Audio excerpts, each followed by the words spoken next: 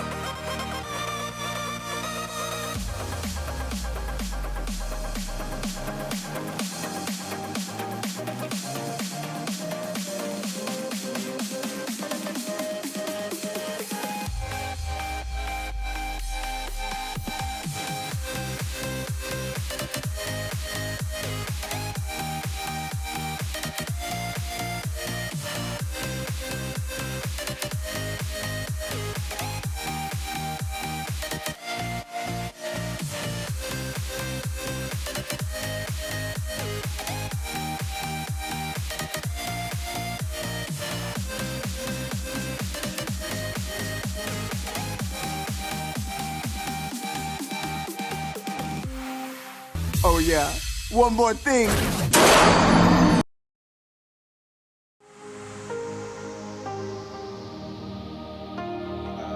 Bi-weekly brawl, but this week it's the Proving Grounds because we're here to prove that some of these plat players are good enough to play in Sub 24, and this is the first match of this week, and we have Team B versus the Samsung Girls, an overrated meme, I'd say, that has come up in recent times, versus a single letter of the alphabet.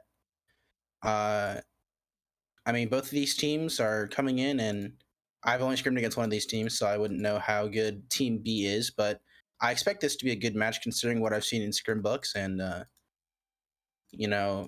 maybe these teams will hopefully be able to prove all of themselves with all their players, and hopefully it'll be a close match. Well, yeah, that's what the hope is, right? That's the whole point of this event, is to really show off your skills individually so that the captains of Sub-Tournament 4, whoever they happen to be after the voting, of course, want to pick you up, especially as a lower rank player. There's going to be a lot of higher rank players who get, like, basically gimme-ins. You need to really show off your skills here if you're a low rank player and you want to get into Sub-Tournament 4. There's a lot of recognizable names in this tournament, so some of them maybe have a bit of an advantage on that sense, but I'm looking for some really good matches here.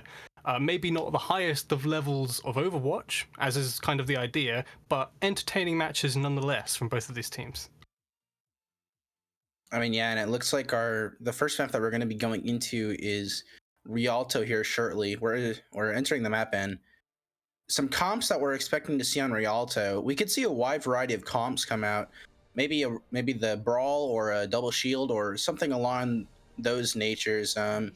You never know, considering what Team B, because they're on the attack here, will be able to roll out on, because they could do a little bit of trolling in the spawn room, but we'll have to see what these teams pick. As for now, everyone's not picking any heroes, but I'm sure they'll pick a character eventually. Well, as a map, Rialto, it's quite diverse in the stuff that you can run, right? The Double Shield is tried and true. You can run, the Maycree Rush that we've been seeing quite a lot. We could see some of these teams maybe trying that sort of Winston Rush with the Echo and the Reaper that we've been seeing in Overwatch League. I hope not, because God, that is horrible with the Moira. I don't want to see any of that. So none of that, please, teams. But, it's possible. I imagine it would work just as well on this map as any other comp. But for right now, it looks like we're going to get a little bit of a mixed bag between these two teams, but it's sticking with Rush. These teams, they seem to like their Rush. We've got Ryan's on both sides, Lucio's on both sides, Bap's on both sides. It's Rush this way to the highway.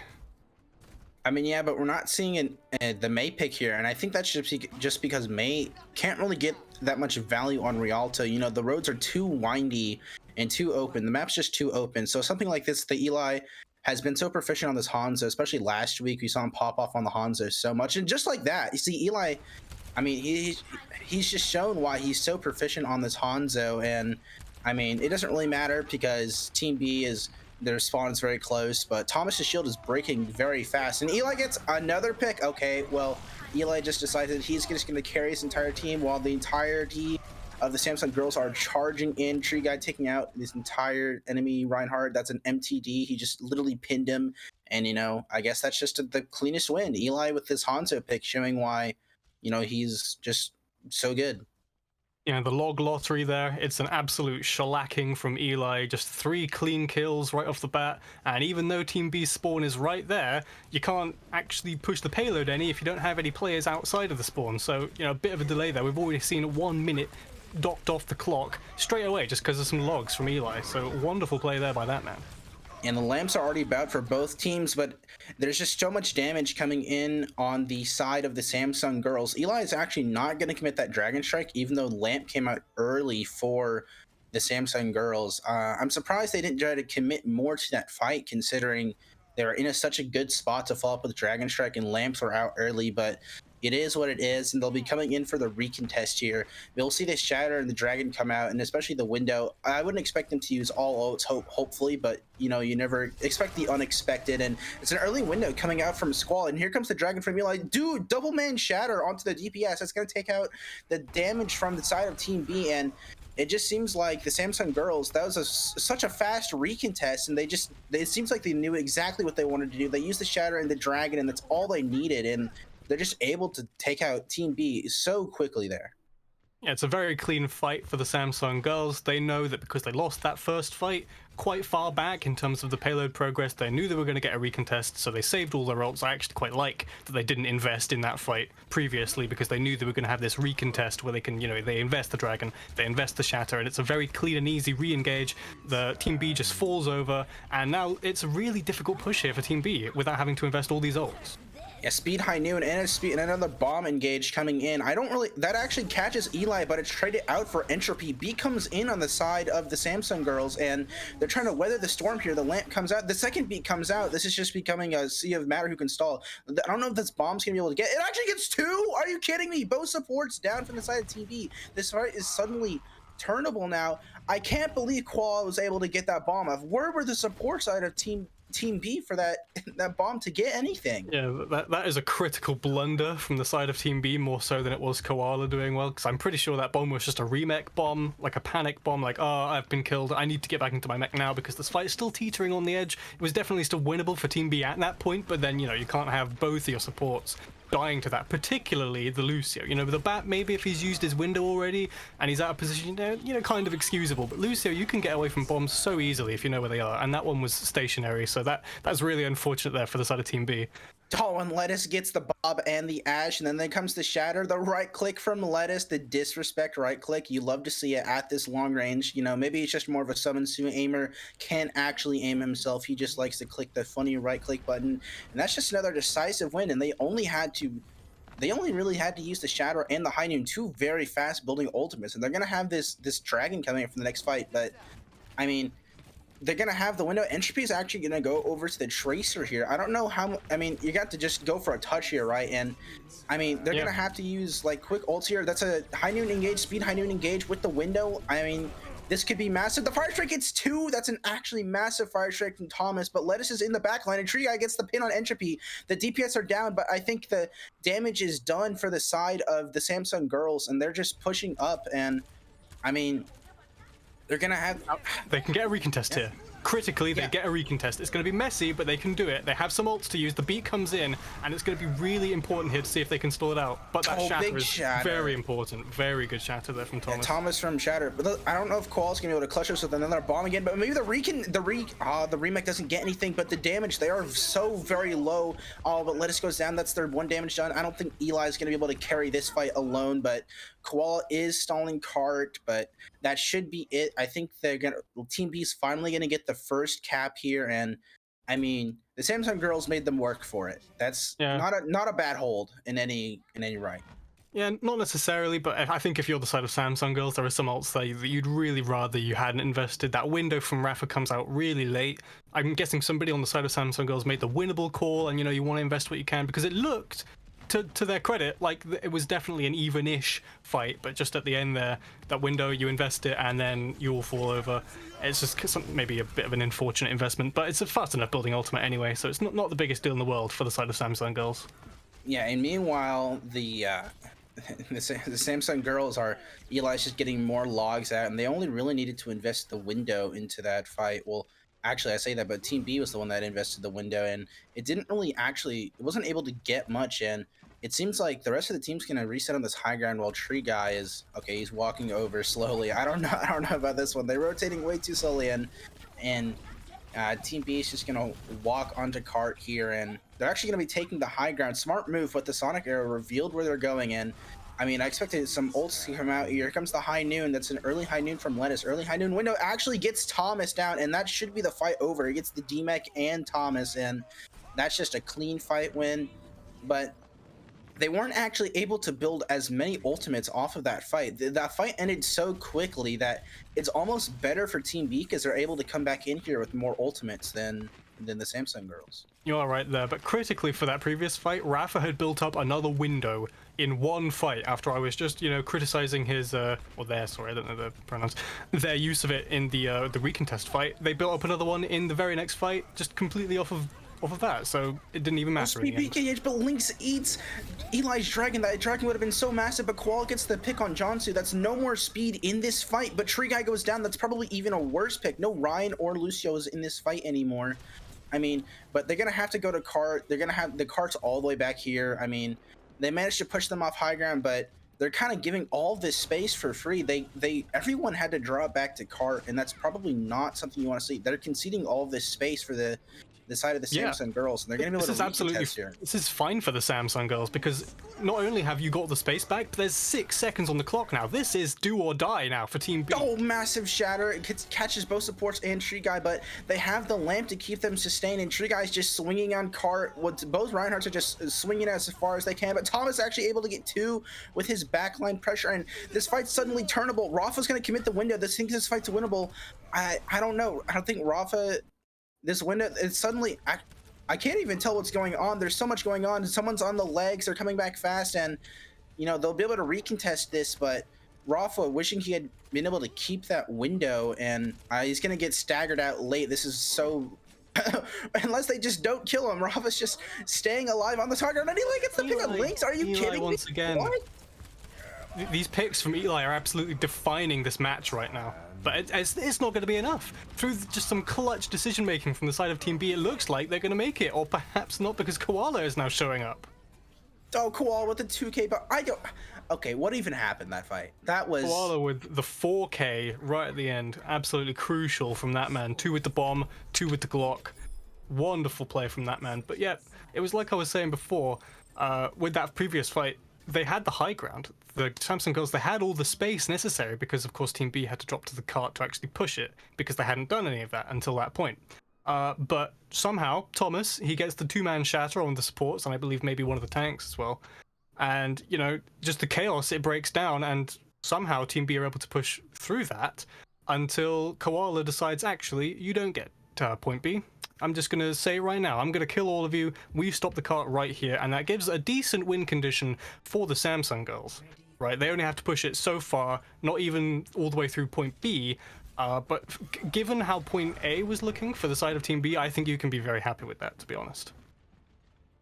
I mean, yeah, they were struggling to cap first, and then it struggled to cap second. They just couldn't seem to get a grasp on what they exactly wanted to do. It kind of seemed like they were just walking into fights, not entirely knowing what was going to happen in that fight. I mean, they'd commit ults at desperate times, and I mean, honestly, it's a good push for as far as they did. It is definitely still winnable. You know, it's always winnable. I mean, of course, always winnable. But we're actually going to see an adaptation come out. Entropy is going to play the Mei here. The Mei on Rialto is a bit interesting because, like I said before, it's a bit hard to get Mei walls off, but on this first point, the Mei can work out very well, so I think they're going for a full hold here, and that's exactly what the Mei is designed to do in this narrow chokeway. That's the first choke right here. If the Mei can get walls out right here, that can be actually massive, but it looks like Lettuce is trying to go for a flank here. His entire team's going to push in. I'll see if Lettuce can actually get anything with his flash right click coming on the flank. Tree Guy's going way aggressive. Did he just fly through the Mei wall? Tree Guy is going to go down because the Mei wall blocked off the LOS of the lamp, and that's going to be a quick fight win for the side of Team B, and then Lettuce is going to get staggered out, and I'm not entirely sure what they were trying to do. It looks like they're trying to sync up Lettuce's flank with Tree Guy going in, but that wall, like I said, was just way too powerful. Yeah, it's just like you said, it's particularly on this first point, Mei is actually still quite viable considering these choke points. They're at the exact right width for Mei's wall to completely block off any other incomers when you block someone off. So I understand Entropy's like choice for the Mei here. It's definitely one that you can use, and we've seen it prove to great success already. Oh, and Shadowcaster's going to go down early, and just a bit too aggressive in the side of that window, but Lettuce go. He doesn't actually hit the right click on the but there's just so much damage, and it's, I mean, they weren't able to get that value out of the Mei wall this fight, and you can see that without getting value in the Mei wall, the Mei actually, it's just not really that useful unless you're getting value out of that Mei wall. And I don't even know if they're going to be able to recontest here. They have the ults to do it, but I don't think they're able to make it back unless Tree Guy is going for the pin, but the flashbang. The flashbang stopped Thomas going for the pin, my bad, but the flashbang is just able to stop. Tree Guy, a bit of an interesting pin, I'm not gonna lie. Interesting. But yeah, so the Samsung girls, they're employing these tactics of just chaos. You know, you see Lettuce, he's harassing Thomas on the Reinhardt with his McCree. Eli is off somewhere getting logs onto your back line, and then of course the front line, Trigai and Koala, they're pushing the cart, making sure they're as much in your face as they can possibly be. And it seems like the side of Team B, they're just not coordinated enough to like say, okay, there's somebody alone over there, let's go and focus them. You know, the focus fire isn't quite there right now. Oh, this is massive! Oh my god. That was 3 ults committed there from the side of the Samsung girls. They used like almost, I'd say that's like all of their win cons gone. They're gonna have to get this something massive out of this speed high noon and the beat, but I mean, the side of the B, they only really used the Mei ult. So if they can get a recontest here, this is potentially winnable for them right here. They have to get massive ults. I mean, Shadowcaster goes down. You just give up at that point. You lose your B and you actually use your high noon. It probably would have been a safe call there to just not use anything there. You knew that they were gonna have to ult to sustain that, but you know, it is what it is. It's just high noon, not really an important ultimate. You get high noon in like 2 seconds anyways. The high noon, I think, is fine. The high noon, I think, was fine because they needed that to sort of get that first pick and get the fight going. The beat from Jonsu, a little bit more questionable in my opinion, because you deleted the enemy Lucio. They didn't have a beat. You probably didn't. I guess maybe he was worried because the cart was getting really close. A bit of a panic moment, perhaps. You didn't need to invest that beat, and so now the enemy has a massive beat advantage in that they have a beat and you are only at 20%. So if coming in here, if the Samsung girls, they're going to have a couple of ultimates, including here comes that early beat, I think they need to use this right now. Yeah, and Trigai's just getting frozen up and stunned here, and the wall's becoming... It was actually massive there to block up Trigai and sustain some damage. Eli with the Dragon Strike coming in, gets eaten by Lynx, and wow, what a massive eat. That could actually turn the fight in their favor now. That's potentially a game-winning eat. Lynx is popping off. Actually gets both. Koala gets Entropy's Mail, and this fight has become super scrappy now, and it looks like the side of the Samsung girls are going to have to back off, and man, those 2 double eats from each side of the Divas. The Divas are just like actually. Wait, thank goodness. Someone noticed Shadowcaster. Shadowcaster, you're giving me a heart attack, mate. Yeah, Shadowcaster tried, but God, yeah, the side of Team B is... These divas are definitely popping off and showing what they're worth in these proving grounds. Particularly Lynx. Lynx has eaten Eli's ult, I think maybe 3 times now, 2 or 3 times so far. Very impressive from that guy. I'm keeping my eye on Lynx so far. Yeah, it looks like they're going to finally try to go high ground, but this is going to have to be a really quick fight here. They only have the Shatter and the High Noon up right now. Both support ults are coming up. This is a quick fight, but nothing with the Shatter, but then the Shatter is going to get returned on the B. Oh my god, B just exploded. They died so quick, and that's the map. What even happened? A massive Shatter from Trigai. I counted 4 on the ground from Trigai's Shatter, and that seals the deal. You know, it was a good defense up until that point from the side of Team B, but of course they still had 3 minutes on the clock, did the Samsung girls, to push that through, and it only took 1 fight, as we see here in the play of the game, just 1 Shatter, and they're all on the ground, and just like that, that's the end of the map, and we go 1-0 up for the Samsung girls. That's actually a single frame block Shatter from Trigai. He blocked that Shatter in a single frame. Very impressive stuff from that man. Quite a yes, 14 charge kills. Super. That's a bit silly. But yeah, very good showings from both sides, I think, is how I would say that. You know, bright spots on both sides. Definitely advantage to the Samsung girls, as we see by them being a map up, of course. But I wouldn't say that it's over for the side of Team B. Definitely still a winnable game. There's things that you could work on for sure, but coming into the second map here, I think you can really, really take this on the side of Team B. Maybe shore up your ultimate usage, because some of these investments, which can also be said of the Samsung girls, I guess, it's a little bit shaky. Just these investments where it's sort of a panic situation, like, we can win this fight, we can win this fight. I know it's only a 3v3, but invest your ults just in case, because we might win it and get a great time, or whatever. It's not really necessary. It's probably a better idea to save your ults for just an all-around better fight, rather than trying to invest in these tiny little situations of, high risk, high reward, I suppose. Just the coordination from both of these teams with their ultimate usage is something I would like to see shored up a little bit in this next map. But definitely some impressive stuff here from both sides.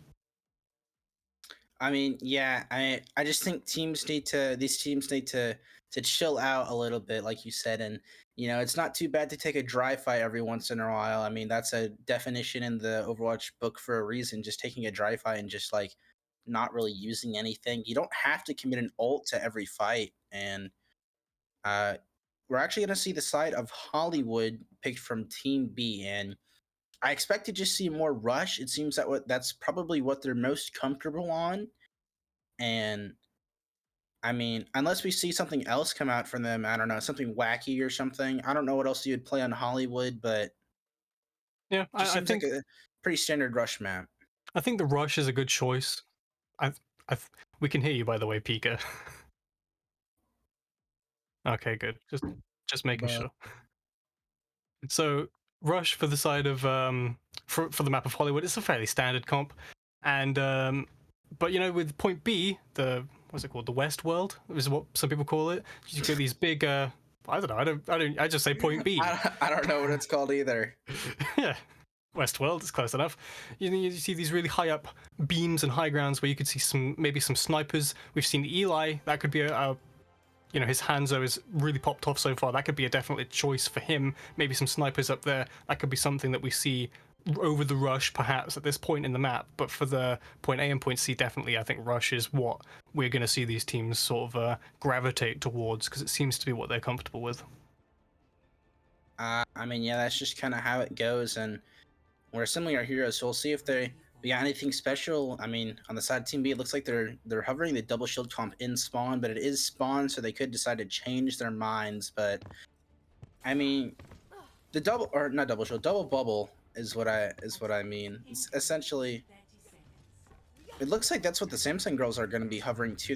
Both teams opting for double bubble here. It's a bit interesting considering that Moira Lucio is becoming so prevalent in the meta, where the Moira Lucio just goes ooga booga. We are playing 6-man int, and we just play dive like rush, and we just like int into your backline and delete your supports. But on this map, it's a bit harder to do that, considering there's so much high ground available for the side of each team.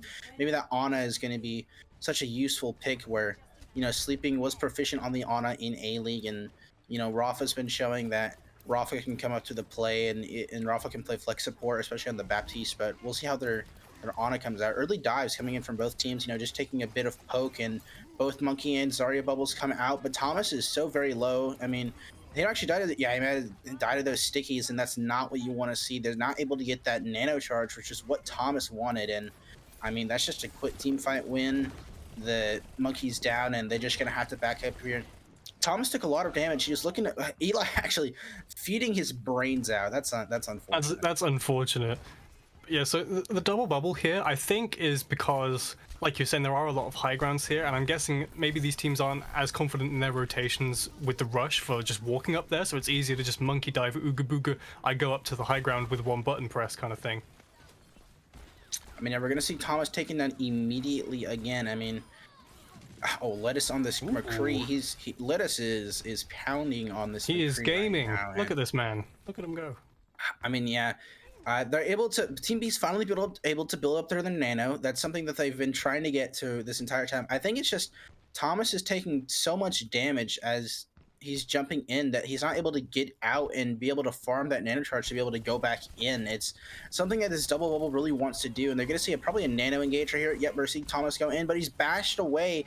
That's such a good bash on the side of Team B, and Raisin, I mean, they're just able to stay up here on this high ground uncontested because of that bash, and we're seeing them walk on point, and Eli's going to be taken out. That was a nano use from the side of the Samsung girls. Wasn't able to really get much done, but Thomas is finally going back in, and that's the Bob Fanta with the 2K, and I mean, they commit a lot of ults that fight, but they still won either way, and that's what you want to see. You'd rather take a team fight win over, I mean, even if you dump 6 ultimate, it's still a cap. And it's very costly for the side of Team B, but, cap is a cap, like you said. 4 ults, but you get the point. You have a rally and a grav coming in here. Very, very winningist ults in that, the use of them very highly increases your chance of winning a team fight. So perhaps with the use of this grav, we could build up towards another monkey ult. and sort of use that as a sort of mini ult cycle like you would almost see in sort of goats or whatever, similar sort of thing. But also on the side of Samsung girls, they've also banked up all their ults, except for that, you know, unfortunate nano that didn't get much value. All 5 other ults are available, so I would expect them to make a very hefty defense there. And in comes the grab from the side of Samsung girls even. Yeah, here's the grav pulse actually able to do enough damage to kill Entropy with the grab itself, and Sleeping goes down to the pulse bomb. Gold XD, what a name. Yeah, I'm kind of staying away from that one. I have no idea how I'm supposed to pronounce it. I'm just gonna call him Gold. Yeah, we'll just say Gold on the Winston, and you know, they used that grav pulse, and that's all they really used besides the primal. But primal is something maybe you wanted to keep this fight. And Thomas is gonna dive deep, and oh, they're not able to punish. As I say that, they actually are able to punish Thomas, and Gold is gonna drop down, and he gets grabbed by Lynx, and they're able to punish this with the grab after they drop off high ground, and Koala's just stuck in low ground. Nobody's looking at Koala. Koala's just actually free with the Brig right now on the low ground. Lynx is gonna die, unfortunately, and I mean, that just seems like a misplay from the side of Team B. Lynx tried to catch them with that grab when they dropped to low ground, but there wasn't enough damage by the time that grab came out because the members of the side of Team B were dead. But they're going to be able to come in here for the recontest because a few members are tied on the side of the Samsung girls, and if they're quick enough, they'll be able to, you know, dive out top and hopefully catch someone here. Yeah, Thomas, he's getting a little bit too punished, I think, going in for these dives. You know, he has the bubble, but then that gets bursted out, and then he gets flashbanged or brig bashed, and that is just the end of him. It's really unfortunate because the whole point of the bubble is that the Winston has more freedom to stand there, right? And again, they dive in, they jump on the back line to the Samsung girls, and Sleeping is gone instantly along with Entropy. I mean, yeah, Sleeping dying early that fight is not something you want to see when you're playing double bubble. Ana is so key in this comp, and it looks like Team B's committing to this. Thomas did use the primal that fight, and Fanta used the pulse bomb, but I mean, I don't know why you're committing ults to this fight. It's lost already. Sleeping dying early is automatically just a lost fight, and that's not something you want to see if you're the side of Team B, or, I mean, they're only really going to have this Nano and the Bob coming up for this next fight. I think I would like to see a comp swap here from the side of Team B. The double bubble, it's not the best right now with this DPS. Maybe if you had like an Echo to go along with it to just increase that damage that Thomas is able to do when he dives in. But as it is, he's diving in alone, and then it's really easy to focus a Winston down because he's a very big target. Gorilla. He's very easy to focus down when he comes in, even if he does have a bubble. This time he's got the Nano though, so let's see what he can do this time.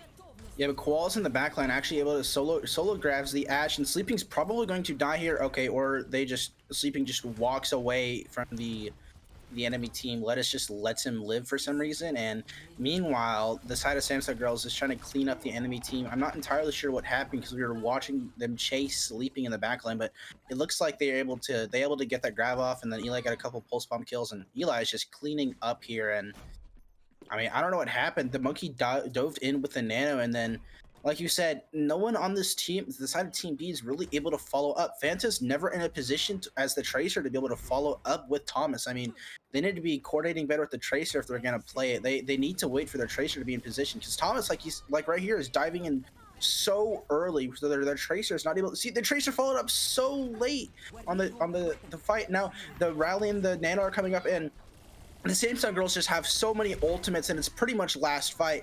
I mean, this is going to have to be a miracle from the side of this Grav and the Primal from Thomas, but Thomas is going to touch Cart, and I mean, it's just the Primal Raging Monkey on the point. Look at this backline zone out from Gold, and it's just the Monkey on Cart, and they're going to be able to clean him up, and that's the second point hold, I'd imagine. Yep, and Entropy doesn't even use Bob.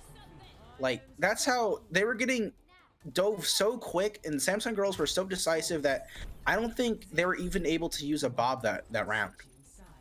Yeah, I think for me, if you're going to run the double bobble, you need to have some DPS that can follow up. I would even over a Tracer, because this map particularly, to get vertical mobility, it takes a while for a Tracer. I would take something like a Genji over the Tracer in this case, just to have something to like reliably go in with the monkey and do some damage on whoever he dives onto and then get back out again. Whereas with the Tracer, like you were saying, the follow-up, it just isn't there. Thomas, he jumps in, he gets bursted, the bubble breaks, and then he dies, and you're already down before the fight's even begun. That's supposed to be your starter. That's your initiation of the fight, and it's just falling apart. And so, because of that, it's a really easy hold for the side of Samsung Girls. Though saying that, they do push the payload a decently good way along point B. There is some hope here for the side of Team B. Once again, winnable, always winnable, but I think this comp, it might work a little better on defense. You know, the Ashe, you can sort of shore up in Cafe, and Tracer, there's a lot less vertical mobility needed on point A here, so definitely a more useful pick in my opinion on this point. This has got to be do or die for them, I think, because if they go to point B again, I am not super confident in this comp's ability to stave off what the Samsung Girls have been able to put forward so far.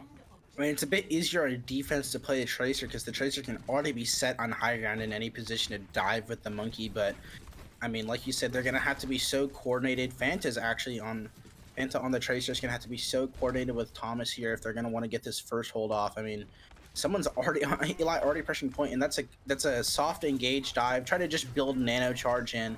You know, the Samsung Girl, I mean, Thomas just dies so fast. I mean, I don't know where the heals are on the side of B to help Thomas up, but I mean, they're able to clean up the rest of the kills. Fanta is just in the back line, but Fanta's eventually going to go down. This fight can go either way right now. Lynx is going to have to sustain on this point for so long, and that's the breakdown. That's your sustain on point as well with the Lynx, but Lynx is still just trying to kill everything on this point by himself. Thomas is back in the fight, and that's a huge anti coming out on the side of the brig. Not able to, Shadowcaster unable to heal themselves, and Samsung Girls are going to have to give that up. But honestly, they're not even a bad fight. They're able to get a tick, and they're able to build ults.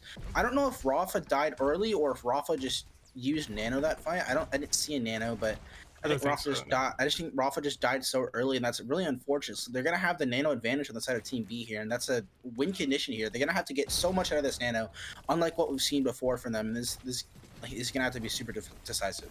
Yeah, with that last fight, it lies on Lynx and Raisin that they were able to defend that because, of course, the dive comes in. Oh, Strikecaster's gone already, so this is a sort of a gone fight already for the side of Samsung Girls, and they're going to invest ults just to make sure it is on the side of Team B.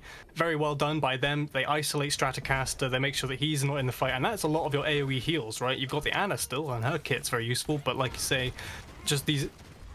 you can't fight without your Brig in this comp, because that's so much AoE sustain just gone, and then the monkey tickles start to become actual monkey electrocutions, and then you all fall down. But it's like I was saying, Lynx and Raisin just holding down this backline. When the dive comes in, they were able to actually force it back this time, which is something that you've been wanting to do the whole time. Of course, on attack, you have to go to the enemy, so it's not as easy, but still, the idea is there, and then a big grab comes in from Lynx.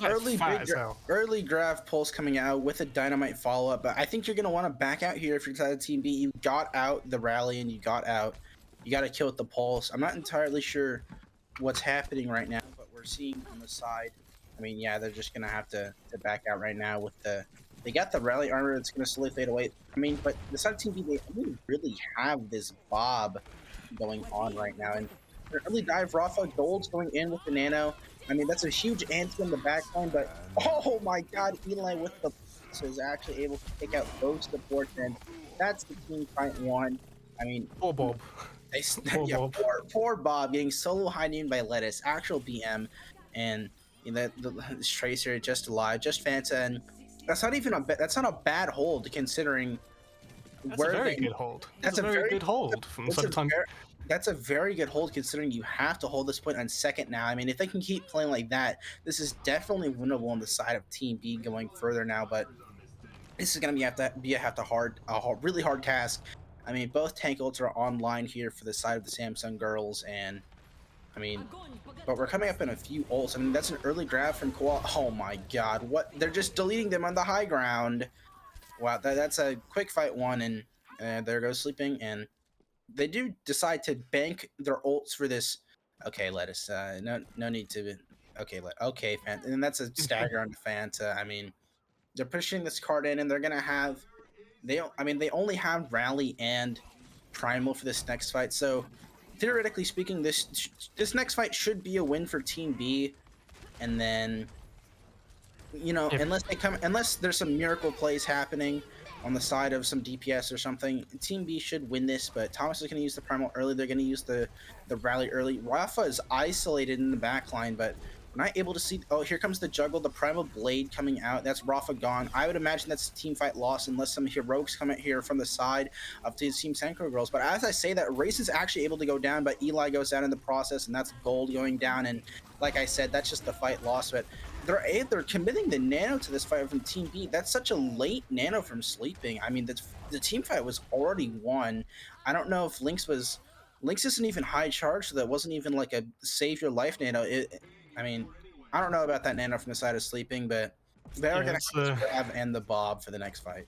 That's an interesting investment, but I want to point out the differences between how these two teams are using the high grounds. We saw just coming into this point B, the Samsung girls, they wait for everybody to be up that lift on the high ground before Koala invests the grav, and because of that, it's a complete wipe. Everybody in the grav dies. Meanwhile, here comes a Team B grav. Does anybody die in it? Okay, Rafa does fall, but it's not as clean. Oh, but Lettuce with the 2-man high noon. I mean, it's even right now. Unless Lettuce is able to get some secondary picks, this fight will probably won for Team B. Unable to get Fanta, or Fanta had the healing, and yep, that's Lettuce going down. I think Sleeping. Oh, never mind. I thought Sleeping was going to type in chat. But critically, there's only a minute left for the side of Samsung girls, and they've got nothing. They invested all their ults in those last two fights, and now all they've got is a nano. This nano, presumably on gold, is going to have to go absolutely massive, because that's all they've got, and if they can't win this fight, it's dire straits. They've only got one fight left after this one.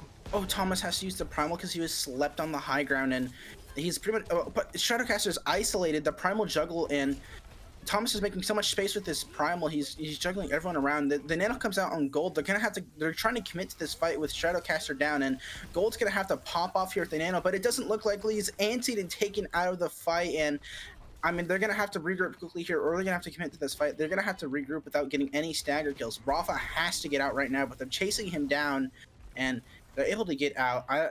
They're going to have to recontest so quickly here. 10 seconds left, and they've got no ults. Koala is coming up on this grav. It's do or die now for Samsung girls, or Team B are taking it 1-1, and they've got a rally up. Their rally's going, but Entropy's down already!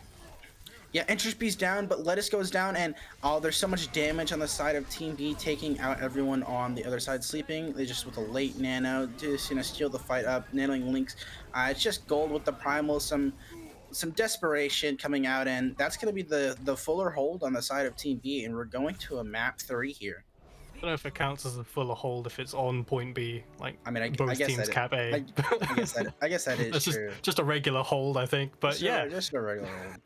It's really like the attack from Team B was not inspirational. It was not the best. There were a lot of misused ultimates and sort of low coordination plays that were being made, but that point A defense from particularly players like I highlighted, like Lynx and Raisin, just able to hold down this backline and make it so that the dive from Samsung girls is nowhere near as potent as it was previously.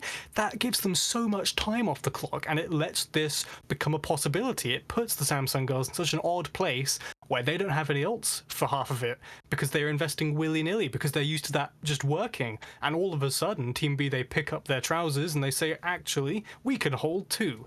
And just like that, it's 1-1, and we are going to a map 3 tiebreaker.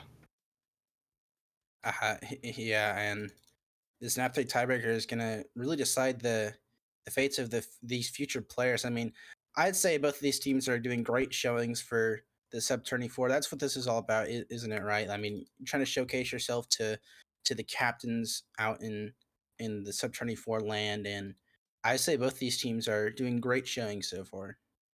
Yeah, there are definitely a lot of bright spots on both of these teams, particularly Koala and Lynx, in my opinion. These off tanks, they're really showing their worth so far. Those are like my highlights, and of course Tree Guy and Thomas have been playing pretty well on the main tanks themselves. It's a very good showing from the tank lines from both of these teams.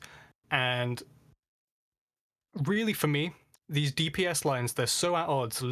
Lettuce and Eli versus Entropy and Fanta, it's sort of neck and neck for me. We saw Eli completely dominate on point A, but then coming into, map A, map 1, perhaps we should call it, but then coming into map 2, the DPS line for Samsung girls seemed a bit quiet, especially compared to Fanta on that Tracer. So map 3, it's a control map, because of course it's a tiebreaker, we can't have it drawing. and it looks like it's going to be Oasis. So again, a very diverse map in terms of the compositions that we can see these teams run. On University, we might see some Rush. On City Centre, we might see the double bubble again, perhaps. Who knows what they would do on Gardens? Maybe a bit of Pharah nonsense. Who knows? I'm excited. I mean, yeah. Oasis is the map where you can pull out some different compositions. We saw them play Dive, and we saw them play Brawl. It's going to be a wide variety of comps played on Oasis. You know, you can pretty much play any comp on any point realistically. And I saw Lynx hover the Zarya, so maybe they'll go back to Double Bubble. They're feeling a bit more rejuvenated on that comp, I'd say, after holding on second point there. Maybe they've gotten their heads in the right space and they know what they need to do now on that comp. So I expect teams to play Dive here because Dive is more favored on this point than Brawl is potentially, but I wouldn't be surprised if a team decided to pull it out. Yeah, we see the side of the Samsung girls hovering over the Brawl. Meanwhile, the double bubbles on the other side. I actually tend to favor the Brawl here. Oh, but never mind. They're gonna swap to double bubble, and the way I say I prefer the Brawl here is because the Zarya is kind of so free as Brawl. Like, you can literally just like walk on the Zarya whenever she's, because most Zaryas they'll be like, we'll go hookah, right? And then you just kind of run over the Zarya. But we're actually seeing a Lucio Ana comp from here, shades of the Shanghai Dragons from the side of the Samsung girls. And Eli's on. Eli loves playing Sombra here, and I mean, I don't know what they're trying to get out of this Lucio pick, and the Brig just provides so much more sustain, and they're gonna, Thomas is building up to this nano charge, and let's see which team can get nano faster. Oh, Tree Guy's so low, and he dives still, but he's able to live. Rafa with his amazing pocketing. Lucio is just in there. Shadowcaster gets a boop off on Lynx. That's crazy. And Thomas is hacked up. This is crazy dangerous from Thomas right now. Oh, Thomas is going to go down, but Tree Guy goes down. But I mean, Lettuce is popping off on this McCree, so it doesn't really matter. And it's raising down. Lettuce is kind of feeling himself. Okay, okay, dude. Okay, a little bit rude there, Lettuce. Weird champs in the chat for Lettuce. But anyway, there's this Lucio pick in the double bubble comp. It's very interesting to me, but the way I see it, it's kind of like when we had that meta of Echo Mercies with the Zen, where the Zen was kind of just, you're expected to die a million times. They're kind of leaving Rafa out to the wolves a bit here and focusing more on this aggression. They're going in with the monkey, with the Lucio, and just focusing on that aggression, trying to get more damage in straight away, rather than the Brig, which is more about keeping the backline sustained. And we see there, Thomas, he's got so much more pressure on him than Tree Guy does, because he doesn't, like, Brig doesn't provide any pressure. She's all about the sustain. And because of that, like, you can't sustain the monkey after he's jumped in, because he's not next to the Brig anymore. And that's the whole point of this Lucio, in my opinion. That's what it looks like to me, and if that is the case, I think that's a pretty smart pick, honestly, from the side of Samsung girls. Yeah, it looks like they're just inting instead of having that extra person on the dive instead of the person protecting your Ana. Yeah, just like you said, leaving your Ana out to the wolves, expecting her to die. I mean, if the Ana can just stay alive, the Ana really needs to provide the initial anti of the nade and the initial nano and get her cooldowns out. You don't really need anything else. The boop's going to prevent Thomas from doing anything with this nano, but he's still in there. And Tree Guy, both monkeys are in the back line, but it looks like this Brig is finally showing its colors, where the rally comes out and there's just unkillable. But the grab comes out, and that's so much damage after the rally is gone, and it looks like Koala's going to be able to clutch that fight out for them, unless Thomas can get anything else with this Primal, which will probably be a no on the side of the tank line here for Team B. And Raisin's going to switch to this Lucio for try to another recontest here, especially coming in 95%, and Tree Guy's just gonna try to contest them in the back, slept, and they're just gonna leave him there. Peace out, monkey. And they come to the point here, and but Lettuce has had the high noon, and Eli's on point with this Sombra, and they're gonna, they're not even able to get the primal dupe off, which is like the one thing that they needed to sustain, and it's just the tanks on the side of Team B, and I don't know if this is gonna be enough. Yeah, well, it's like I've been saying, it all comes down to this added pressure that the Lucio gives you over the Brig, right?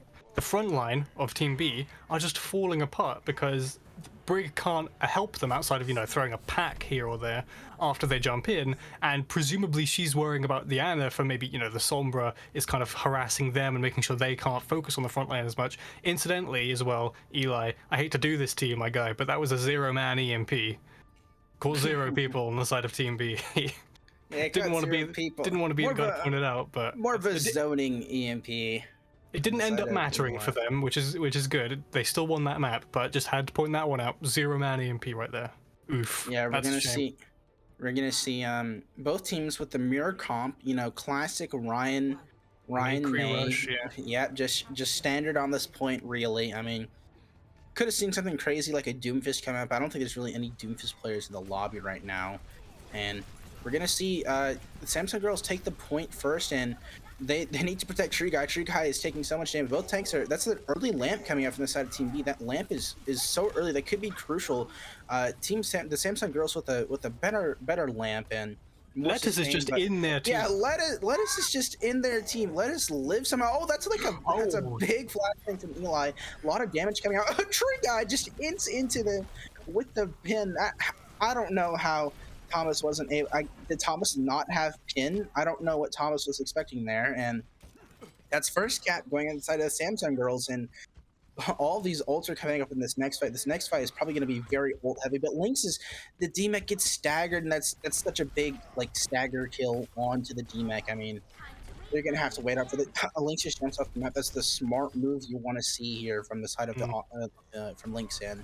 It's possible there that Thomas was just in sort of scared panic mode that Ryan's go into when they go below 100 health, because that was a load of damage coming in after Eli gets that flash off on him. He went 100 to like 10% health straight away, so I'd not be surprised if he was just a little scared trying to hold the shield up.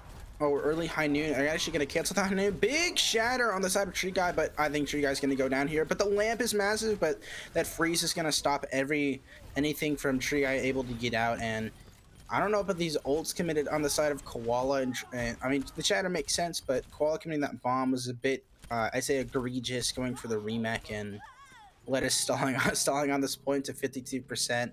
A good Raisin actually going to go down, but it doesn't really matter. Just the Lucio.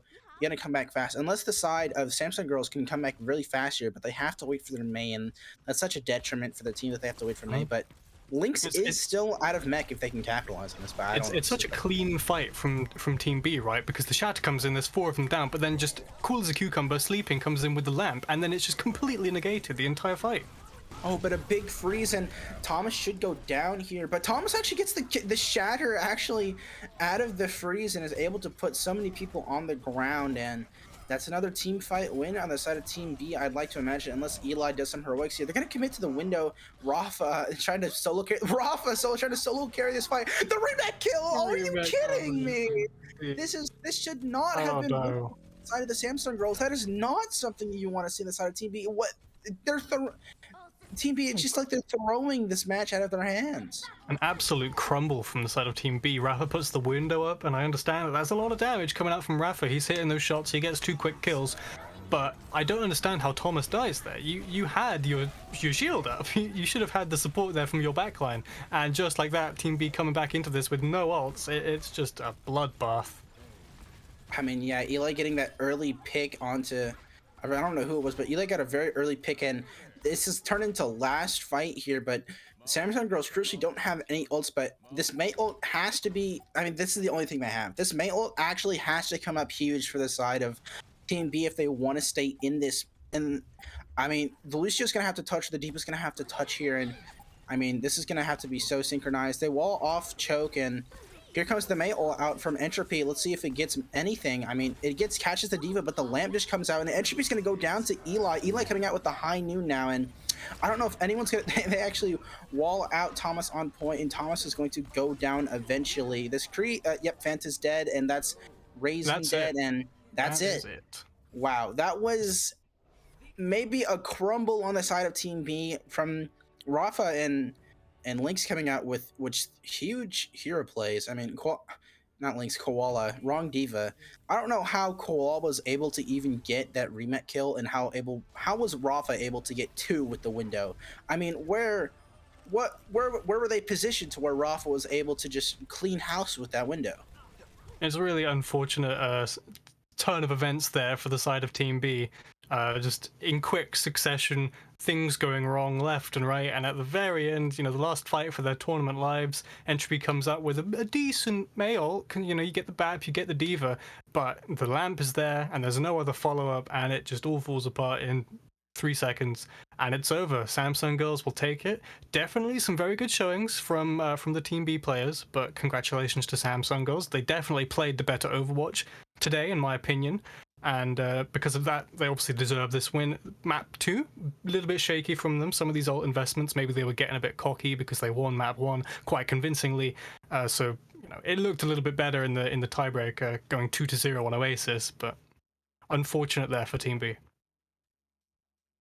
I mean, yeah, but Team B definitely proved that they have some players that you want to look out for maybe coming into Sub 24. Lynx was very impressive on that off tank, and a lot of other players. I mean, Thomas was proving that he could hold his own in the main tank, and everyone was just, it's not like Team B got rolled over in any shape or form. They actually, I mean, it did go to map 3 for a reason, and they showed why they were, they're able to hold their own, and players could potentially be on teams in Sub 24. Mm-hmm. Hold your heads high, Team B. You performed very well. Just fell a little bit short both times on map 1 and map 3. Just the tiniest bit short at the end. Oh, we have some interviews coming in. I think this is the Samsung girls interviews coming in, and we're gonna have is it Strato, Eli, and Strato and Eli in here right now. I mean, hello, people. Hello. What's up? Hello. Hey. Congratulations on your win. Very well played from both of you. Thanks. Thank you. Pretty easy. Easy game. Spicy stuff. I mean, yeah. So, I mean, after map 2, how are you guys feeling after map 2? Not being able to cap second point. I mean, it is second point. Hollywood, one of the harder points if a team was already set up. But I mean, I think it looked like you guys just had the mental reset after that map, and you came in and you just like actually pounded on the Lucio Ana, which was a bit surprising to see over the Brig. I mean, was there any reason you had picked the Lucio over the Brig there in particular? Well, yeah, since I'm the one playing the Lucio, I like playing Lucio a lot more than Brig, and we definitely think that having the Lucio to both engage and disengage works much better in that comp on that particular part of Oasis. So we just decided, that would be the best thing to run there, and it worked out. It definitely did. I don't think we scrimmed Hollywood. We did not. Yeah. So. That's unlucky. Unlucky for you guys. So I wanted to ask, coming into Hollywood, the point B attack for the Team B, so your defense on point B, were you surprised at the DPS line they chose? Because with the double bubble, you'd normally want something that can engage with the Winston, right? The Echo, typically maybe a Genji or a Hanzo or something. They were running Ashe Tracer. Did that sort of surprise you at all? No, not really. I don't think we really thought anything of it. It was just kind of, they're on double bubble, so we need to play the way we said we needed to play. I guess it did. I did have to swap off Echo though, because they did have an Ashe. That was actually probably the only thing. Fair enough. I mean, yeah, it just looked like you guys were super comfortable in all the comps you played, and Eli, obviously you popped off. I know you popped off Mahanzo. You popped off last Biwicked Brawl Mahanzo a lot, and you're just like, I don't really feel like playing main. Not sort of my character in the Brawl comps. More of a Hanzo player yourself, and you really showed why if teams are looking for DPS players, and all those high ranking DPS players are gone, that maybe Eli is one of those players that you would want to pick up. I know Eli is super flexible, and Shadowcaster as well. Very good main support, showing why these players need to be picked up, and you should captains, you should look out for these players, and not only maybe go for some lower players. Maybe some lower players have more merit and can want to prove themselves. Yeah, I actually don't understand why I'm not first pick every draft, honestly. Okay. I was 7th.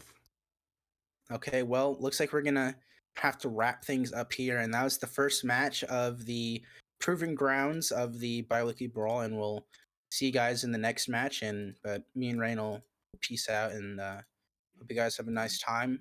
See you guys in the next match. Yeah, we'll see you later. Next match, of course, is Samsung Girls versus, is it Imposter Squad? Oh wait, we're already going. Oh shit. Okay. So yes, that definitely is.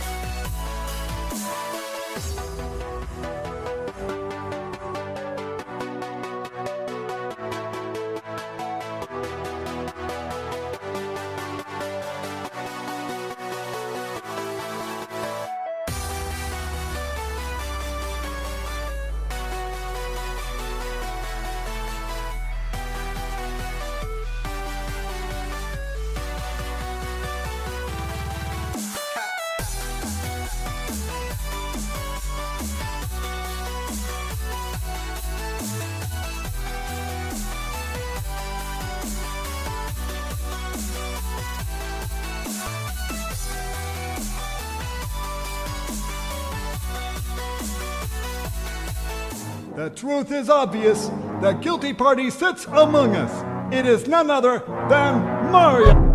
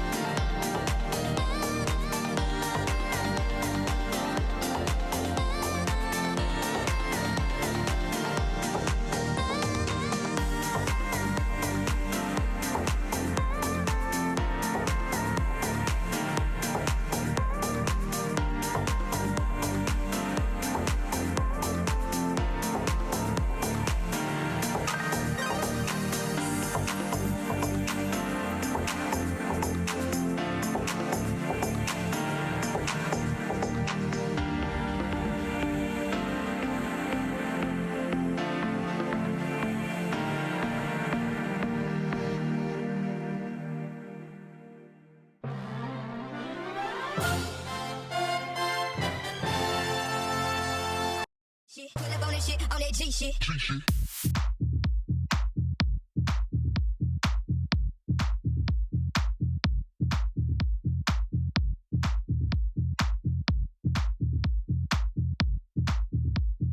Pull up on that shit, on that G shit.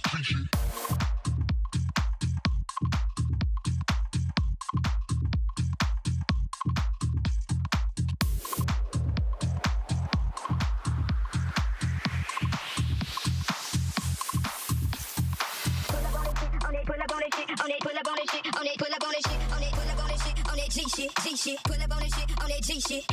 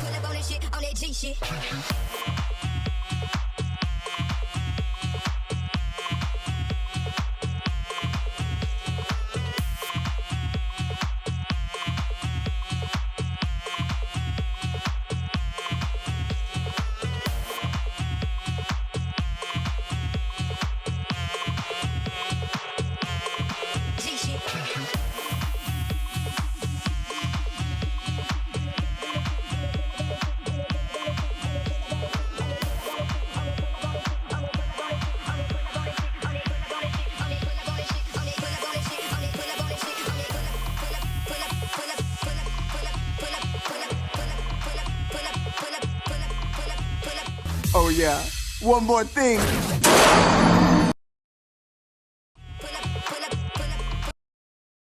Hello, and welcome to the British Brawl Proving Grounds second match of the day.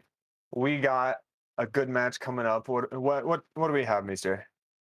You know, you got the Samsung girls coming in off of a 2-1 victory against my team, which kind of sucks, and then you also have Imposter Squad with the very notable player Robbie subbing in. That's big. I do like seeing a bit of A League action coming in. So what are your expectations for this match, Mister? Kind of have recency bias, and I think the Samsung girls are gonna do pretty well because they beat my team, and my team's just the best team. But I don't know. I feel like Imposter Squad coming in, being the first seed, is gonna be very dominant in this match, probably. Yeah, you have to be confident in your own team. So it would just make sense. It's flowchart Overwatch, honestly. This team beats that team, therefore if that team's really good, then the other team has to beat the other team. Obviously, right? Yeah, then you just factor in the Pythagorean theorem, and then you're just and then you carry over the one, and then it all works out. So we are going to be running into Rialto very first map. Kind of an interesting map, I would think. I think we're going to see possibly a variant of comps. You can run a lot of things on Rialto. You can run the double bubble, you can run rush, you can run possibly in the like Brawler-esque dive style. And so we're going to see what each team defaults to here very, very soon. I think this is going to be a fun match to watch, honestly. I'm really excited to see Eli's, Hanzo, or Echo again, because when he performed earlier today, it was pretty dominant, and in the British Brawl Proving Grounds 3, his flex CPS was also pretty dominant, so it would be interesting to see if he can put up such a performance in this match. Yeah, definitely, and we do see him rolling out here in just about a few seconds. We get a nice boat ride by our observers. Very nice, very nice. And we do see him actually coming out on the Hanzo here. running a bit of Hanzo McCree, and they are on the defense. They aren't going to be able to change this up. Hanzo McCree kind of rush style comp, Stratocaster on the Lucio, Rafa on Baptiste. I think we saw a bit of that before in their earlier game. And Hanzo McCree, really interesting comp, kind of incredibly pokey. Not exactly the punching power, I think, of Mei. You see Mei come out a lot. You see Mei McCree and sometimes Mei Hanzo, but actually Hanzo Cree coming out from both teams, and there's going to be a bit of a pause here. The pause maybe, here, right, Hayden? Yeah, maybe a pause. I don't know. Are we gonna pause this game? Could pause. Let's see. Who knows? Hayden is deafened, but Hayden has. Okay, never mind. We're not pausing. We aren't pausing, and the fight is going to be taking place. Okay, Art is coming out from both Reinhardts already. Samsung girl's going for a wide swing. Tree guy gets stunned. Playing around the corner. Tree guy taking a lot of poke. The immortality comes down. Slapboy 2007 gets a kill on Eli. They have more advantage. Huh. Very, very interesting fight. I mean, we do see pause. Maybe, you know, maybe they just weren't expecting them not to pause. Well, we see a pause coming out now. I guess we're pausing. Will we see restart of the map? Who knows? You know. Yeah, we saw a little bit of the mustard cosplay coming from Hayden this time around, but yeah, a little bit. So one thing I will say about the composition that they're currently running, they're both running Hanzo McCree. What do you think the reasoning behind this is? I think they want to run this Hanzo McCree, especially for these open sightlines on Rialto. It doesn't give as much as an advantage as you would see a Tracer or Megat, because Hanzo can just get free picks. You can just log people from across the map. You can burst down shields quickly. And Maywalls, this map isn't too big, so Maywalls might not be as much of an effect, which is why I think we see these flex DPSs going towards Hanzo. Yeah, fair enough. And we are going to be starting back up here. We see a slight bit of ult advantage for the side of Imposter Squad. Robbie almost has that shatter. I mean, it does help that you win the fight, but we are going to be seeing possibly a really, really, really soon shatter. He gets that fire strike off, and there it goes. Oh, okay. Laying his massive Peter down on the table, getting 4-man slam, securing the fight, and winning it off of a soul shatter. Well, I'm not exactly sure if we can say that on broadcast, but that was a very good shatter, and that's basically all they had to use. The shatter coming down and just able to win it basically off of that. Forces lamp, and then they're able to kill the lamp and then kill everyone that was in it. Now, ultimates looking, honestly, somewhat even. Although they have been winning the fight, Imposter Squad hasn't been building their ultimates as fast as I think they would like to. You are going to see possibly a dragon coming out early, maybe trying to get them off this high ground. You guys already coming through. You guys drops from the dumps from the top ropes, pinning away. That's a huge flux. Being able to secure the Baptiste and the McCurry, as we see the Imposter Squad winning another team fight. Yeah, I think Tree Guy might have overestimated the amount of support you would get for that play. I mean, the charge does come through and the charge does hit, but then Lamp kind of just a busted ability, you know? They're able to save Robbie, and window high noon coming out super early. That's basically going to be the team fight. Yeah, Lettuce just presses the funny Q button and kills two with a Ant Matrix. Unless can Lettuce live here? Will he get a pick on the tanks? We see Tree Guy supporting him, and they get both of them. Big plays coming out from Lieutenant Lettuce. Massive. You don't see that very often, honestly. A window high noon, because honestly, you're kind of just controlling the same angle and should be relatively stopped, but we do see them coming in for another fight. They do switch over to the Tracer. Slapboy 2007 coming out on the Tracer. We're going to see what they can get done. Possibly going to try to harass this backline. Shatter coming through. Only getting one. Diva Bomb coming in. Yeah, and Slapboy 2007 gets eliminated. We see a little brawl going on the high ground. Tree getting a little low. Eli logs pivot, and that just starts a fucking chain reaction of killing 2 other people as Eli gets killed by Robbie as well, and Lettuce kills Robbie. What is getting a little bit of going on? revenge action. They're just 1-for-1 trading, or just Hans or just Eli's just killing people across the map. Well, it seems like the Samsung girls have gotten it back together. They're all 6, seem to be on the high ground, and now Imposter Squad is going to be trying to go back in for this re-engage. You see the early window coming down. Window fire strike doesn't get that much. And we see a retreat coming from the Imposter Squad. Pretty decent disengaged, but Slapboy 2007 goes down in the middle of it. They're just gonna have to wait for him, I think. Yeah. And then in the meantime, they're just walking in with Trace from the low ground. See a high ground engage here. Dragon coming out early, separating the backline, getting a Immort. Shatter gets nothing.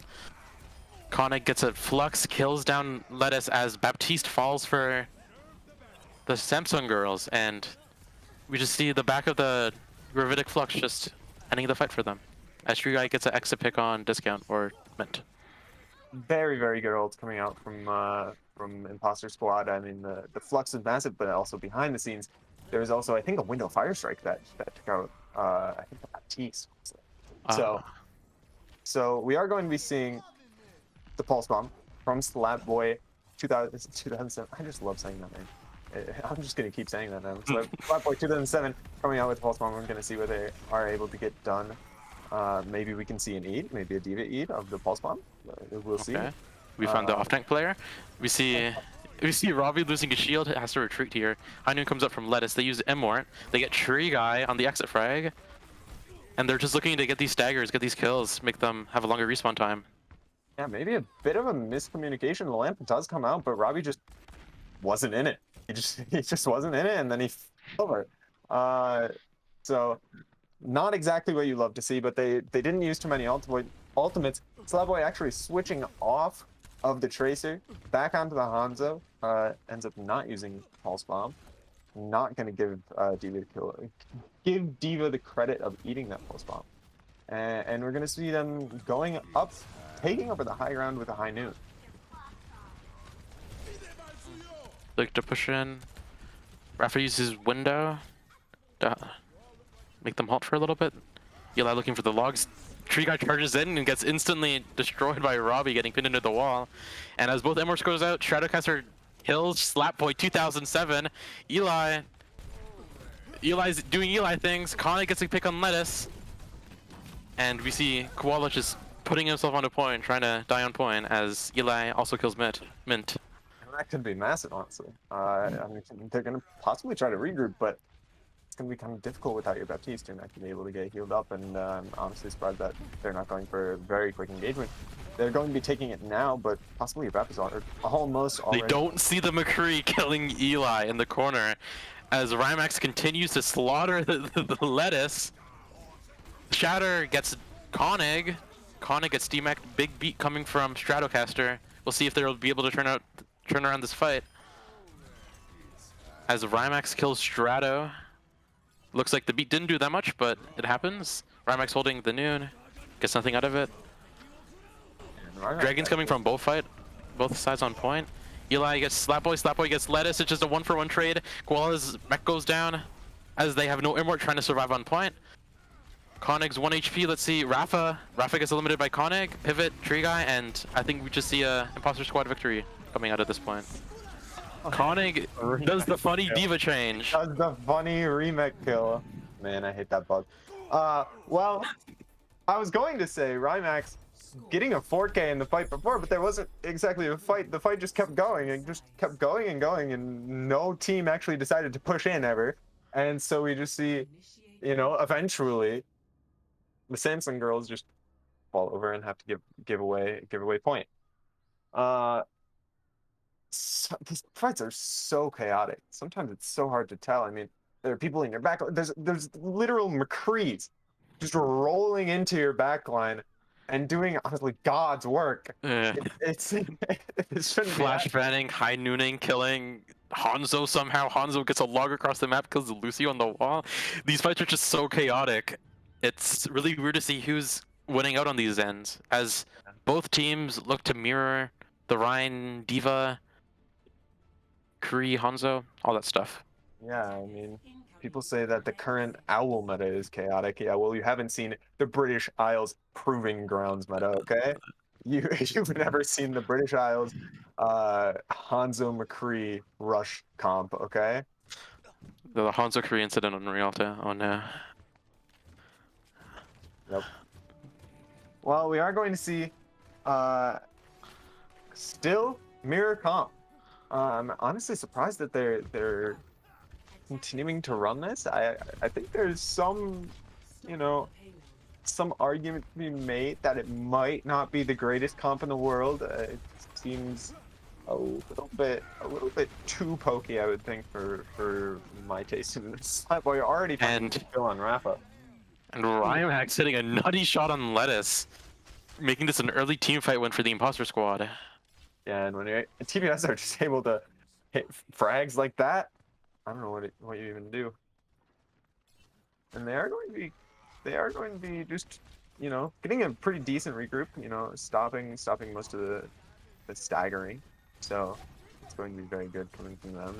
And Koala trying to control this high ground, but might actually get punished for it.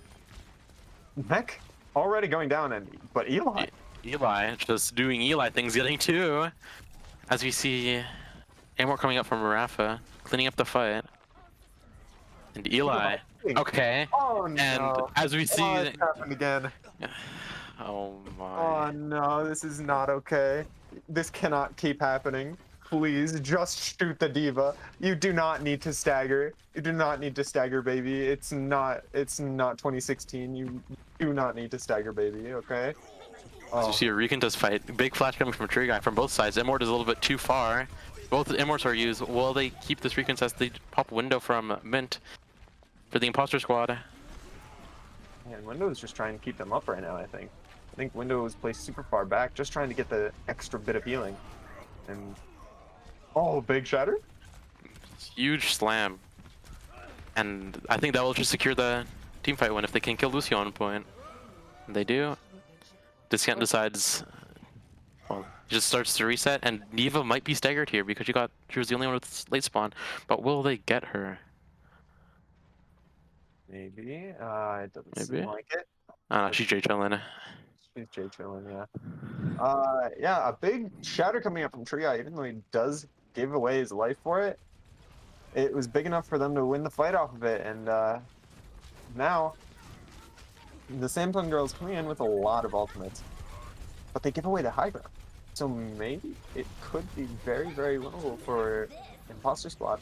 Bomb coming in Diva bomb hitting out in the corner. They use Immortality Field. Diva's on the low ground by herself. She pops bomb. Big shatter. Holy guacamole. As my grandfather always said, getting the shatter bomb 3K coming from Konig and Robbie. That's what your grandfather always said, getting the shatter bomb 3K? Yeah, holy guacamole as well. That was the and both of them. Yeah. It actually runs in the family. We just always say holy guacamole to stuff. Big shatter bomb 3K. Big shatter bomb 3K. You say both of those? Yeah, it's usually what you say. Like you first meet like my grandparents. I just like shake their hand. Holy guacamole. Big shatter bomb 3K, and it's 3K. Yeah, and they're like big shatter bomb 3K, but we see a pause coming in from Tree, I believe. Yeah, I mean that was such a well coordinated play, I think, from Imposter Squad. I would love to see even more of that, and if we see even more of that, I think they should be able to easily stop it. I mean, they were coming in at an alt disadvantage. I was very surprised to see the Samsung girls just basically completely give away the high ground. I think they just were a bit too late on trying to take it. Didn't really know who to keep cart, and I think that indecisiveness just allowed them to be able to make that play with the somewhat lack of ultimates that they had. Yeah, we can see in this match that team fights can just be decided by a single use of an ultimate, or maybe two.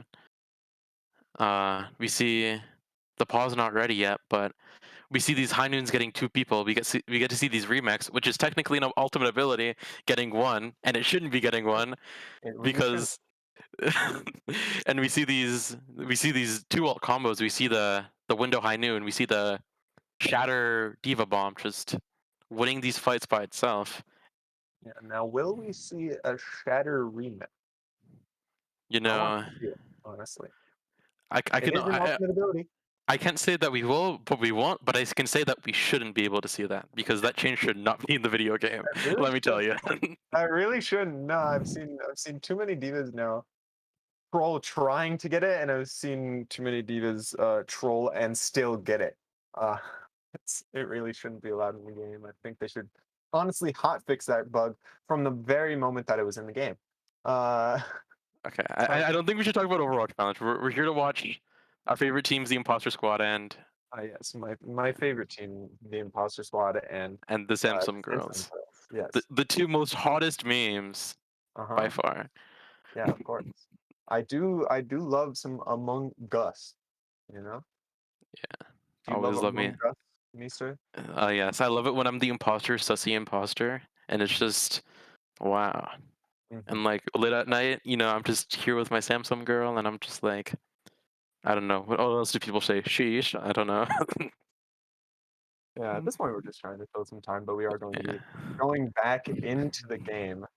You see people in the chat being pirates. Yes. The high noon coming from Rymax, seeing if they can kill anyone. Super early. Takes out the barrier and the immortality. We'll be seeing aggression coming from the Imposter Squad here. Seems like they're opting to just stay on this high ground, but Samsung Girls trying to take that away. Oh my. Flatboy 2007 just picking off Stratocaster. You can't have that happen. But there's a counter pick coming from Lettuce onto the Lucio. The Dragon comes out from the Imposter Squad. Gets out the Immortality field. Diva behind, or Koenig behind. As we see Slapboy 2007 securing more picks, getting the mech and the McCurry.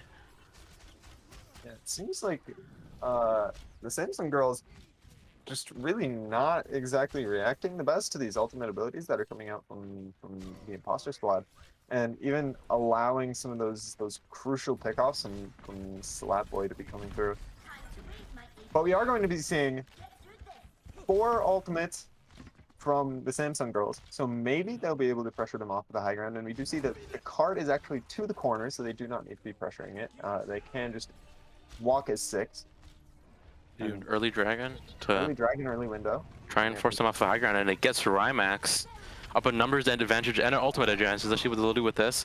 Oh my god. Tree Guy gets a 4-man shadow, but there's no backup.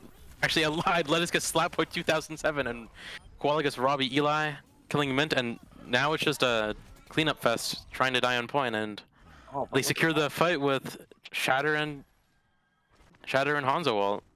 I would like to say that was a really good play. I know they lost the fight, but a really good play from Pivot, actually going to the cart, not allowing it to push, and now they're going to have, I think, a solid recontest here.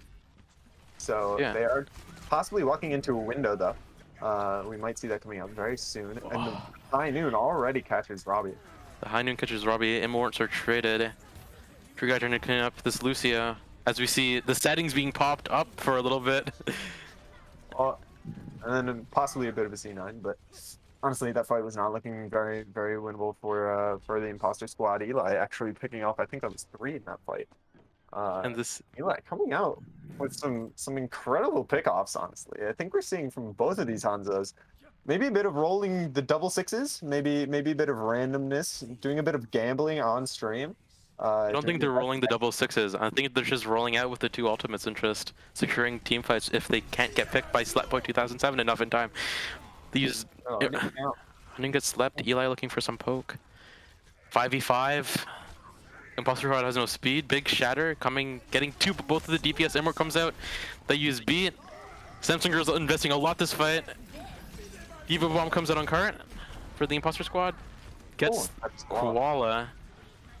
The Immortality field's still up, and this looks like just a win for the Imposter Squad as they threw out more ults than the enemy could. Yeah, I mean, some big plays coming up from both sides. It seems that they're just like kind of just chucking ultimates and seeing what works. We're gonna see see which ultimates stick and which ones don't. You know, it's proving grounds. We're gonna experiment a little bit with their ultimate usage. But now we're looking at Slapboy 2007 going over to the Ash. He was going on to the Doomfist to contest for a bit, but now going over to the Ash instead of the Hanzo, so maybe a little bit more damage, like cleave damage coming into these fights. Hanzo coming out really early, and we're going to see. Oh, that's a big shatter. Oh my! Robbie proving his dominance by getting a huge shatter, killing 3 and securing the fight. But yeah, they just secure the fight. Lettuce gets an exit frag on Slapboy 2007, but I don't think it would have that much big of an impact. Yeah, you cannot have those type of shatters coming through. I mean, it was so early in the fight, but we do see some ultimate abilities coming back online. I mean, a lot of them were used in the fight 2 fights ago, and we're going to see them recycling into the ultimate banks. Window coming out really early. Window Fire Strike actually catching Rafa. We're getting the Rafa flex support, and I think they just have to back here. And oh, they're just gonna look for the stagger. They might speed into the enemy team. Nope, they decide to play this passively. Yeah, and I mean, if you're down your Baptiste, there's really no way. There's really no way of fighting that anymore. You just don't have the sustain for it, and they're going to be coming in relatively fast, not getting those stagger kills, actually allowing them to come in much faster, get another fight here. Both high noons. Oh wait, no. Wow. Using many ultimate abilities. Bob comes in. Barrier is broken. Oh. Tree Guy walks up and just shatters him right in front of his face, and it looks like ultimate usage is what came down to that last fight. Imposter Squad just getting more value, milking more value out of the ultimates. They had the same amount of ultimates that last fight, and I guess they just went over using them in a better place, better time. Yeah, it's so interesting seeing both of these teams. I think both of these teams have relatively the same thought process, and when deciding how to use their ultimates, just chuck them at the enemy. See if it works. You know, use them incredibly early, chuck them at the enemy, and you know, see whatever sticks, whatever gets killed. A lot of them getting kills that they really shouldn't be, honestly. We have some big dragons coming out. A lot of them just thrown from Narnia, and people just not expecting them, I guess, and getting picked off. And then these high noons coming through, and it's so incredibly hard to cast because you have no idea what's going on. There's so much happening at one time. It's kind of like Goats-esque comps, just bashing heads and using ultimate abilities. I wouldn't say this is more Ghost-esque. I would say that this is more of a double shield-esque, because you just have the 2 tanks, and then DPS is doing whatever, getting kills somehow, and then support's just either being the victim or victiming other people.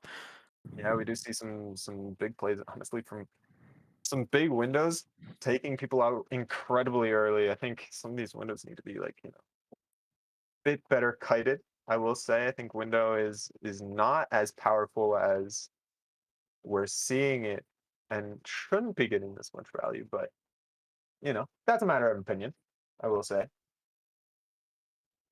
And some big plays, honestly, coming out from all of the DPS. I was incredibly surprised to see the Hanzos get so much value, and both of them, McCree's, popping off each at their own times. I mean, we do see Imposter Squad taking it at the end, but it could have gone either way. I think most of it was just which DPS pops off the more. The most. Which DPS pops off the most, gets the most kills, and gets the most value out of their ultimates. Yeah, we're just seeing a swag competition of who can swag harder, Lettuce or Eli, or Lettuce and Eli, or Slapboy and Rymax. And in that map, I guess we just saw the Imposter Squad swag out more. And yeah, and we are going to be seeing, going into this next map, we have the Samsung girls choosing Eichenwald, or Eichenwalde, as they would say in whatever country that's in. So Eichenwald is based in Germany, so it would be Germany.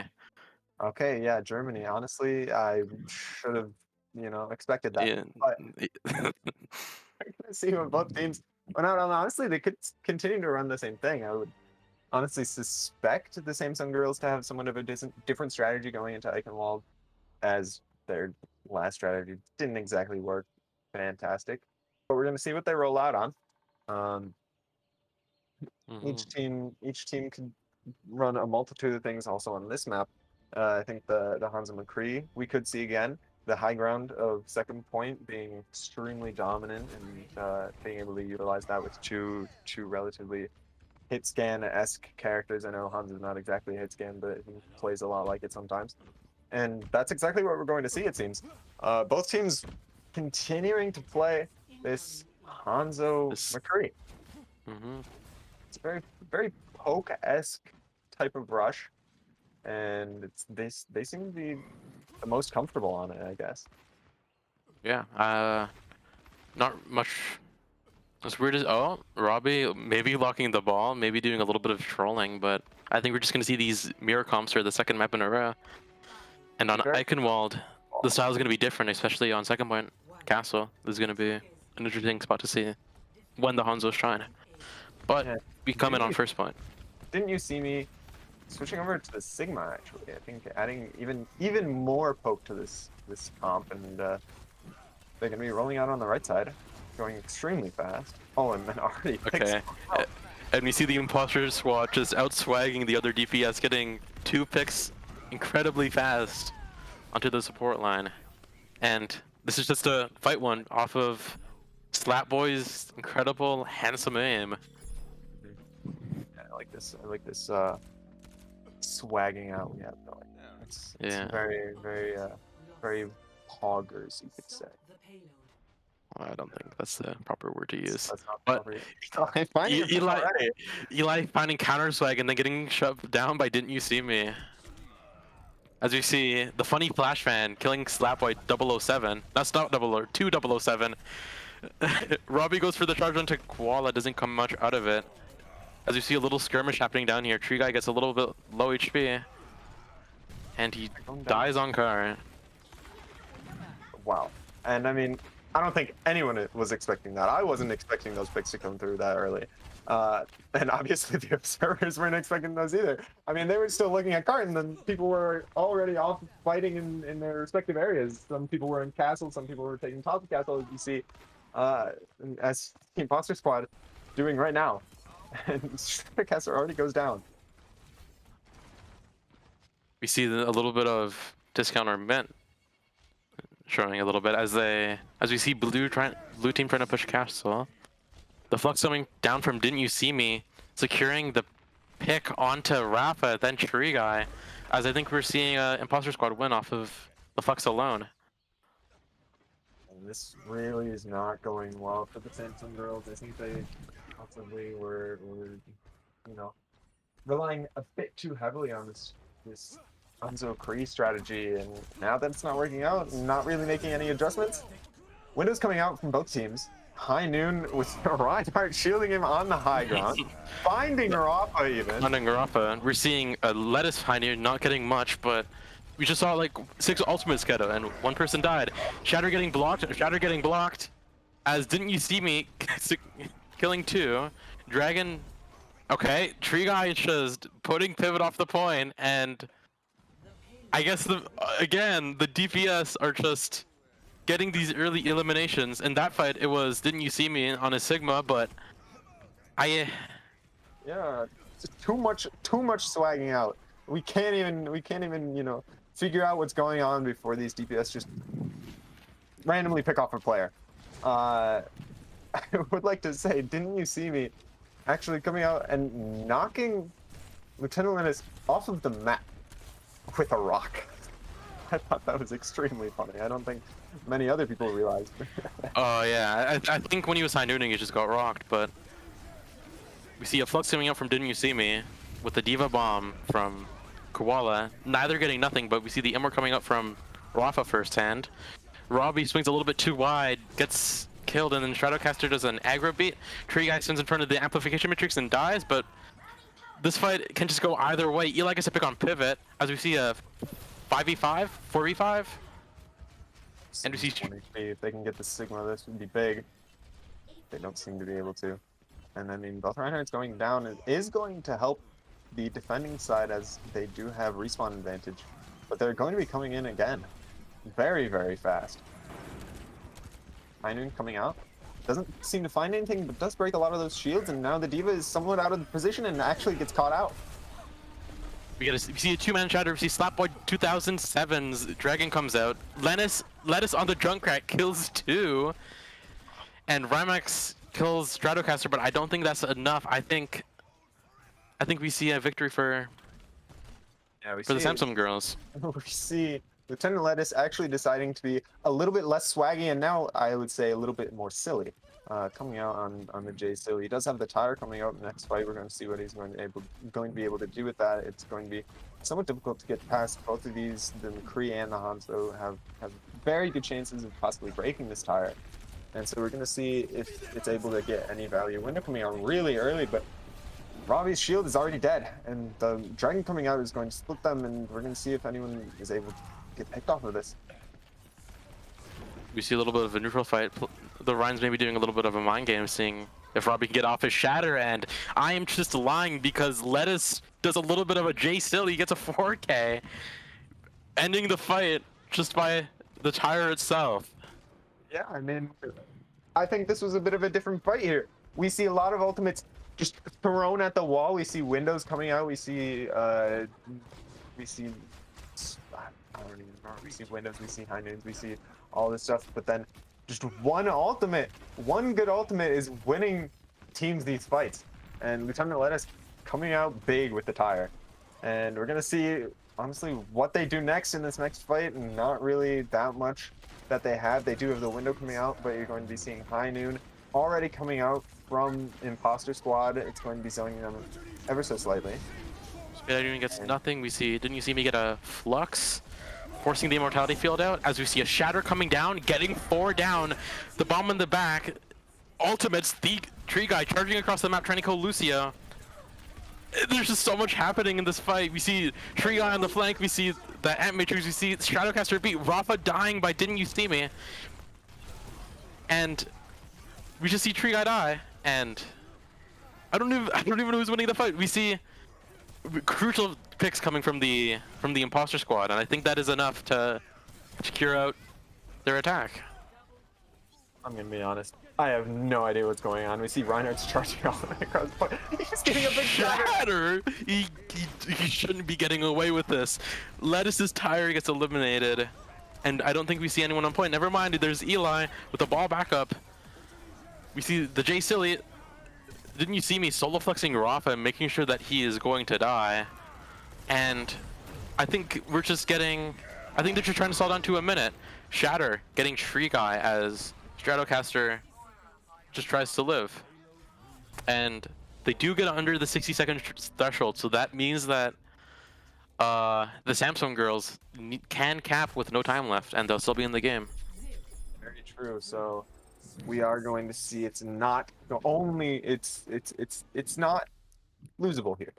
So you can't they did cap all the way, and it's not even going to fully, if they do cap all the way, you aren't going to see as much of a chance of a draw.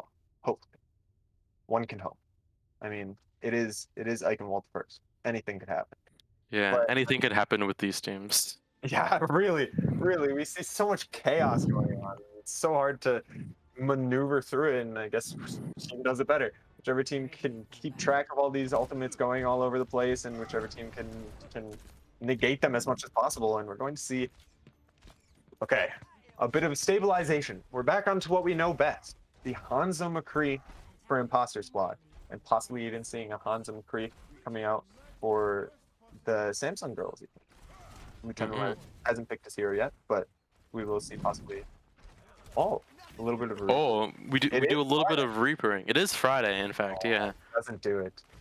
You got baited. I'm surprised if they're playing this comp, I don't see why they're not playing Orisa, because with this McCree Hanzo poke, I feel like Orisa might be better than Reinhardt because they'll have more poke on this defense, but we do see the Ryan matchup happening again. we do see Rafa actually switching over to the Ana. Maybe he was getting a little bit mad that he was getting picked off every fight, and now he went on to a hero that you literally can't hit the hitbox of.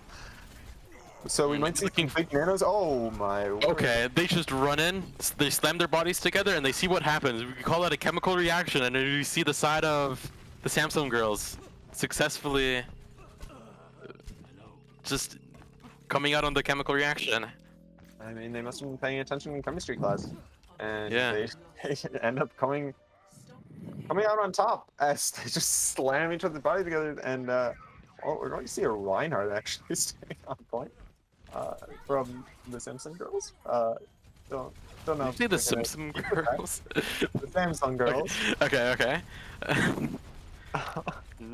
We see the imposter squad chill on high ground as Lettuce gets a pick on Pivot. How does this happen? Who will Pivot know? being We don't the know. respectful. He's off in Narnia. Who knows? Nice shot. Oh, big And move. we see Stratocaster feeding his life to throw Robbie to the depths of the Samsung girls, and Slapboy 2007 kills Lieutenant Lettuce. They do catch Robbie, which could be big from them. They're just basically getting some free cart push and taking Didn't You See Me out of the mech, even. And they just keep on pushing this cart. I mean, nobody's contesting them, right? They killed the Reinhardt, and now the Reinhardt isn't able to contest cart. Oh, and big picks. Okay. Okay. That's something that's in the game as well. Yep. We see these picks coming out, and there's no real team fight happening. Yeah, I mean, it's just picks, and now they're trying to contest cart with no resources. We have the second team fight of the map. Will the bomb go big? The bomb kills Rymax, and Eli gets a pick on Robbie, and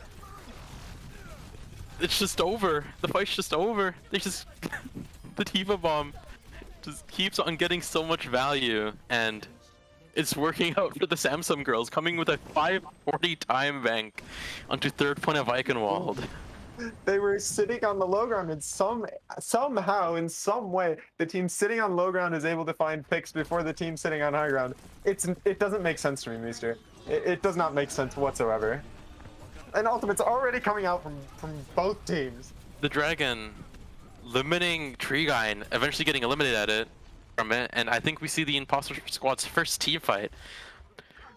They've won one team fight and lost two, and we are on third point with a 5-minute time bank. I cannot believe this. I cannot believe what is happening. I mean, absolute chaos coming from the British Isles proving grounds, and I mean, Altbank looking pretty good from the Samsung girls. They have both support ultimates. I mean, maybe we'll see a window coming out pretty early, and they're just going. They're just going flawless. Oh, big shatter. Well, they went, and then Robbie said no, and then they were just the Samsung girls were like, okay, I guess not, and we see the Samsung girls, two of them getting picked off, but yeah, really interesting. I love seeing these divas actually playing further forward than their Reinhardt. Very interesting sight. And you see Koala actually getting staggered there. Really sad they didn't let Koala get the 6-man remake kill. You know. Yeah, they didn't respect Koala's montage, sadly. So yeah, super unfortunate. But we are going to see still the window and the bomb already coming out from Koala, and the Hainu and the shatter. A lot of fights coming up from the Samsung girls and the Imposter Squad. Both bombs, both high noons. We see a Dragon come out. We see Rymax get the flash fight on Lieutenant Lettuce. We see the Diva remake. We see. We just see the Diva onto the Baptiste, and the Diva's just dead. And that's another fight win for the Samsung girls. And they even get a good touch here. I don't even know. I mean, the Reinhardt is out, and the window does come through, so they will be able to get a pretty clean fight, I think. We might see Rymax get a kill on this Doomfist here, but I guess the Samsung girls are just scared because they have no ults going into this fight. Yeah, and So they decided to back off. And they're on somewhat of a stall comp. I mean, this is going to be a really difficult fight, I think, from them. And window comes out, or Lamp comes out extremely early, and Eli finding a pick already. And the Samsung girls are just being more swaggy. Their DPS line's just finding more picks, and I think that's just what carried this fight here. As we see Tree Guy and Ko slamming nothing, but all goes on. Robbie coming back with a possible shatter here. Can he turn the fight? Hint, no he cannot.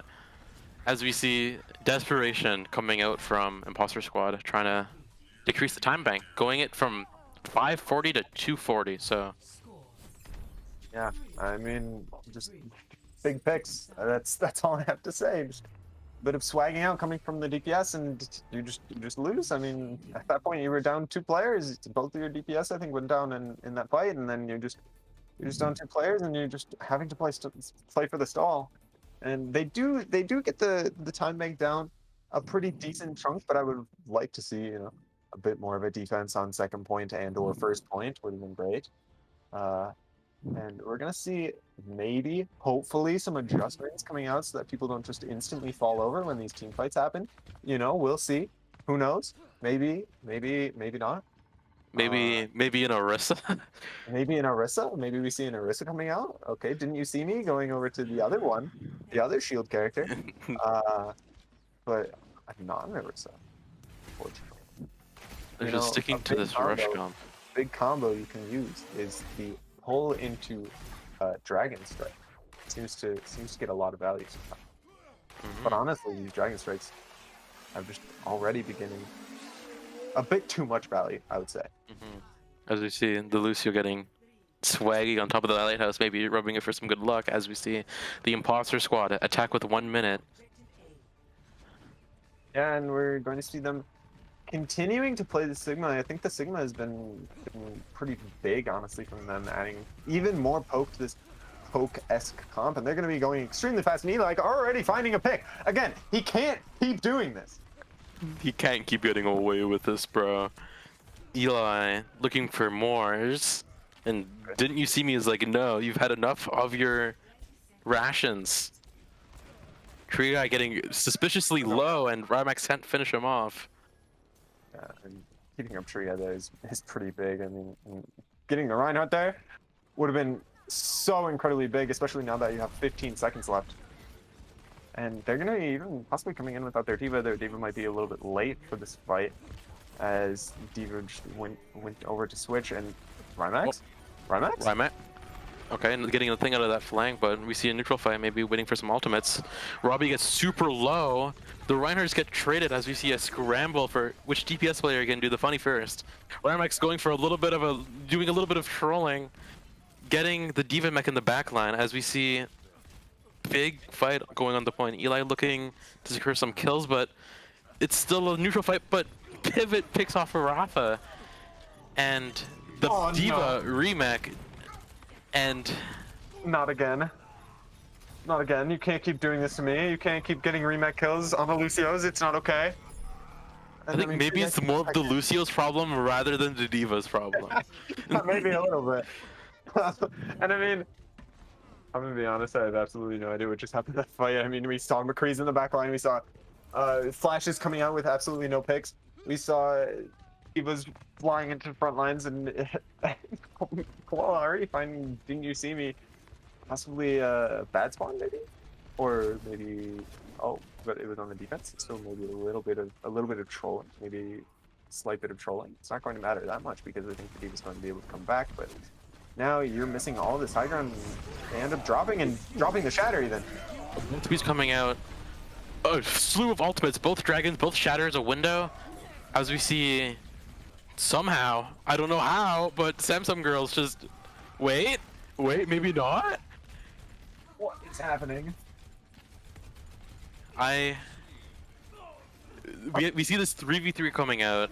Rymax getting to pick on Lieutenant Lettuce, and the D.Va bomb coming in. Oh? You know, I've seen better D.Va bombs, but maybe just doing it for the remake. Maybe just for the remake. Unfortunately not. Unfortunately not. Deciding I'm not going to do a little bit of trolling and try to get a remake kill. Wow. You know, ultimates were thrown, people died, and eventually the red team won, honestly. Slapboy 2007 getting picked down with the rest of the Imposter Squad. I guess there were just two out in position on the bridge, and the Samsung girls just took advantage of that and just collapsed. And Yeah, I don't It think just died. I don't think Doomfist was exactly the character Slapboy 2007 wanted it to be on. I think it was just to try to get back to the fight faster, but it ends up costing them in the end. But a pretty decent push. I mean, remember, they did only have a minute on the clock, and getting it to about almost the end of second is pretty good. Yeah. And so we're going to be seeing what they run out on. I think we're going to see probably more of this Hans and McCree style. I will be interested. I think Didn't You See Me ended up actually going on to the Diva, so we're going to see if they're going to keep going with that. Actually, Slapboy 2007 going over to the Ash instead of the Hanzo. So so maybe respecting a bit more of the hit scan, maybe trying to get control of the high ground and get some big dynamites on the Samsung girls as they come in. And we're going to see Rafa possibly even going over to the Ana, which I think is interesting. We saw this earlier, and I think Rafa switched back. I honestly don't remember. There's been so much going on. But you know, maybe a bit more bashing each other, bashing two Ryans clashing in the middle, and we're going to see who comes out on top. And My we favorite can see the Samsung girls having more of a sample time as they have an additional 2 minutes over them. As we see Rafa going for a set nade. Did he line it up with the funny push correctly? Oh, nade gets nothing, but we see blue side continue to push in. Mint gets a pick on Tree Guy. And I think the run is just too crucial. And never mind, they trade with a big nade coming off from Rafa, showing that Ana is good in this comp. Slapboy 2007 getting a pick on Eli, so maybe it's all for nothing. Wait, the Remac does not. I am in severe pain. I am in severe pain. At this point, both divas are actually just going for the remake. It's not even on accident. We can see they're intentionally just trying to get remake killed. This should not be working. This really shouldn't. They have 24% on their ult, but they have 2 kills in that first fight. It shouldn't be allowed. It really shouldn't. I am in disgust. But we see 2 ticks coming out from the Samsung girls as they nano run in, and a retaliation and matrix showing what the better pick is. Bapper Ana. Tree Guy maybe looking for Shatter here. Gets both of the tank lines. We see High Noon, we see Bob coming out. We see another High Noon coming out, getting the baby Diva, and I guess we just saw a better showing. We had more ultimates come out from the Samsung girls, and that was the overall deciding factor for that fight. I think even a bit better placed ultimates. I think the High Noon getting a lot more. I mean, you'd already lost to Reinhardt at that point when the High Noon was coming out from Reinmax. So, bit of a stabilization coming out from. Wait. Hello? Are we haunted by the LCAP? What? Oh, interesting. Well, I'm confused. The Martha Stewart LCAP coming out. Well, I was looking away from the screen. I'm not going to lie. But we see a drop coming from. Okay, that's a big. That's a. How? They can't keep getting away with this. The Diva Bomb booped Mint and Pivot into the Dragon Strike, and Immortality Field just was completely useless there. It saved them from the Diva Bomb, but it did not save them from the Eli Dragon Strike. As we see, last fight territory. Winner takes all coming up. Remember the pull dragon? Well, these teams heard me and they're like, you know what? We're just gonna still use both off tanks, and we're going to, instead of pull dragon, we're gonna bomb dragon. A perfect combo. Boop them into the dragon. We see Shatter Bomb coming out, getting nothing, but we see the remake having more value than both of those ultimates combined. Rymax has a pick on Stratocaster as they almost C9 off the point. Free Guy kills 2, or shatters 2, I mean. And we see blue side just not having enough fuel, but do they have enough fuel? It's a 1v1. It's a 2v1. Baby Diva? Okay, maybe Baby Diva is not a broken character. Maybe Baby Diva. Wow. You Samsung girls coming out and winning the second map in somewhat of an explosion of just ultimates and bashing heads into each other and just fighting. So much chaos just went on. And here's the big tire going in from Lieutenant Lettuce. I think that was so instrumental from him, actually. Instrumental is one word to describe it. Yeah. Wow. Wow. I'm amazed. It's you know, these teams are they're just clashing heads using abilities, and you know, whoever wins wins, I guess, right? Just whoever has the better placed ultimates, whoever swags out the most wins. Yeah. Whoever just invents swag just ends up being on top, and I guess we should see the Samsung girls getting more value out of Eli and his dragons, and it's just overall picks, as well as Lieutenant Lettuce just going onto the flanks, doing a little bit of trolling, doing a little bit of the pressing the flash button and then right clicking, and killing off the Baptiste or killing off the Lucio, and just winning these fights off of that combo sometimes. But even when he gets these, whenever they get the DPS get picks, the other team's DPS can still take over the fight and just get more picks, and then the fight's even, and then anything can happen, and it's just an insane team fight where we just no team is coming out on top. It's just a mesh. One team either hard wins or one team wins by like single correct left click, pretty much. Really, anything can happen in any of these fights. Any team could take it out in literally any fight. All it takes is one ultimate. All it takes is one pick, and you're in an advantage, and then you just win the fight. We are going to be seeing coming out to Lijiang Tower. So maybe, hopefully, moving slightly away from this Hanzo Kree Kree Hanzo rush comp, and possibly seeing some different possibly Sim, possibly maybe a bit of a Winston, maybe. Who knows? We won't be seeing the same of the 9 characters, and I'm okay with that. Yes. We might see the Winston come out on Night Market, but I think both teams will prefer the TP. And maybe Garden will be an interesting map because I'm pretty sure who was it? The Samsung squad ran this really weird what was it? It was a Winston Diva on a wait, no. Is a Winston Diva Lucio on a Sombra Tracer. Actually, no, it was a Rhine Diva. So it was a hyper dive, but like with Reinhardt, and it was like rush hyper dive, and it was really confusing. And seeing that comp again coming out from Lijiang Garden possibly will be interesting to see. Wow. Yeah, I guess.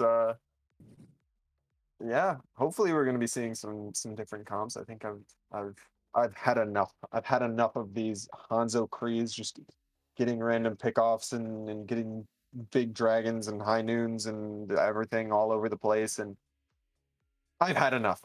I want to see some Tracer. I want to see some Sombra. I want to see some God. I want to see some. I want to see some Winston Trinkles.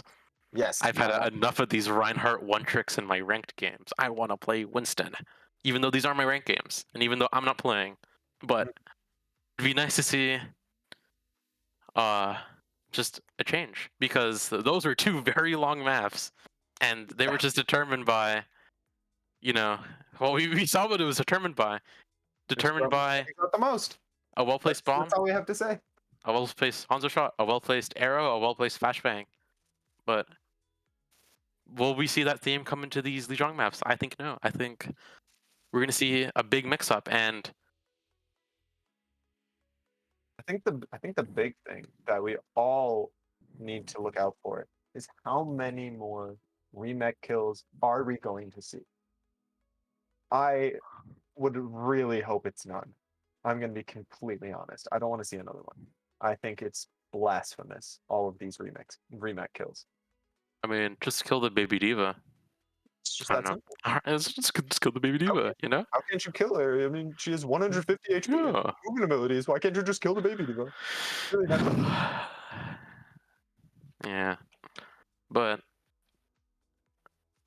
maybe. I think these 2 teams are really well matched. I feel the main tanks shine at different points, the off tanks shine at different points, the DPS shine at different points, and the main support and flex support shine at different points. It's just an overall what team is taking the pace and what team is feeling themselves at that moment that overall brings over a team fight from another team fight.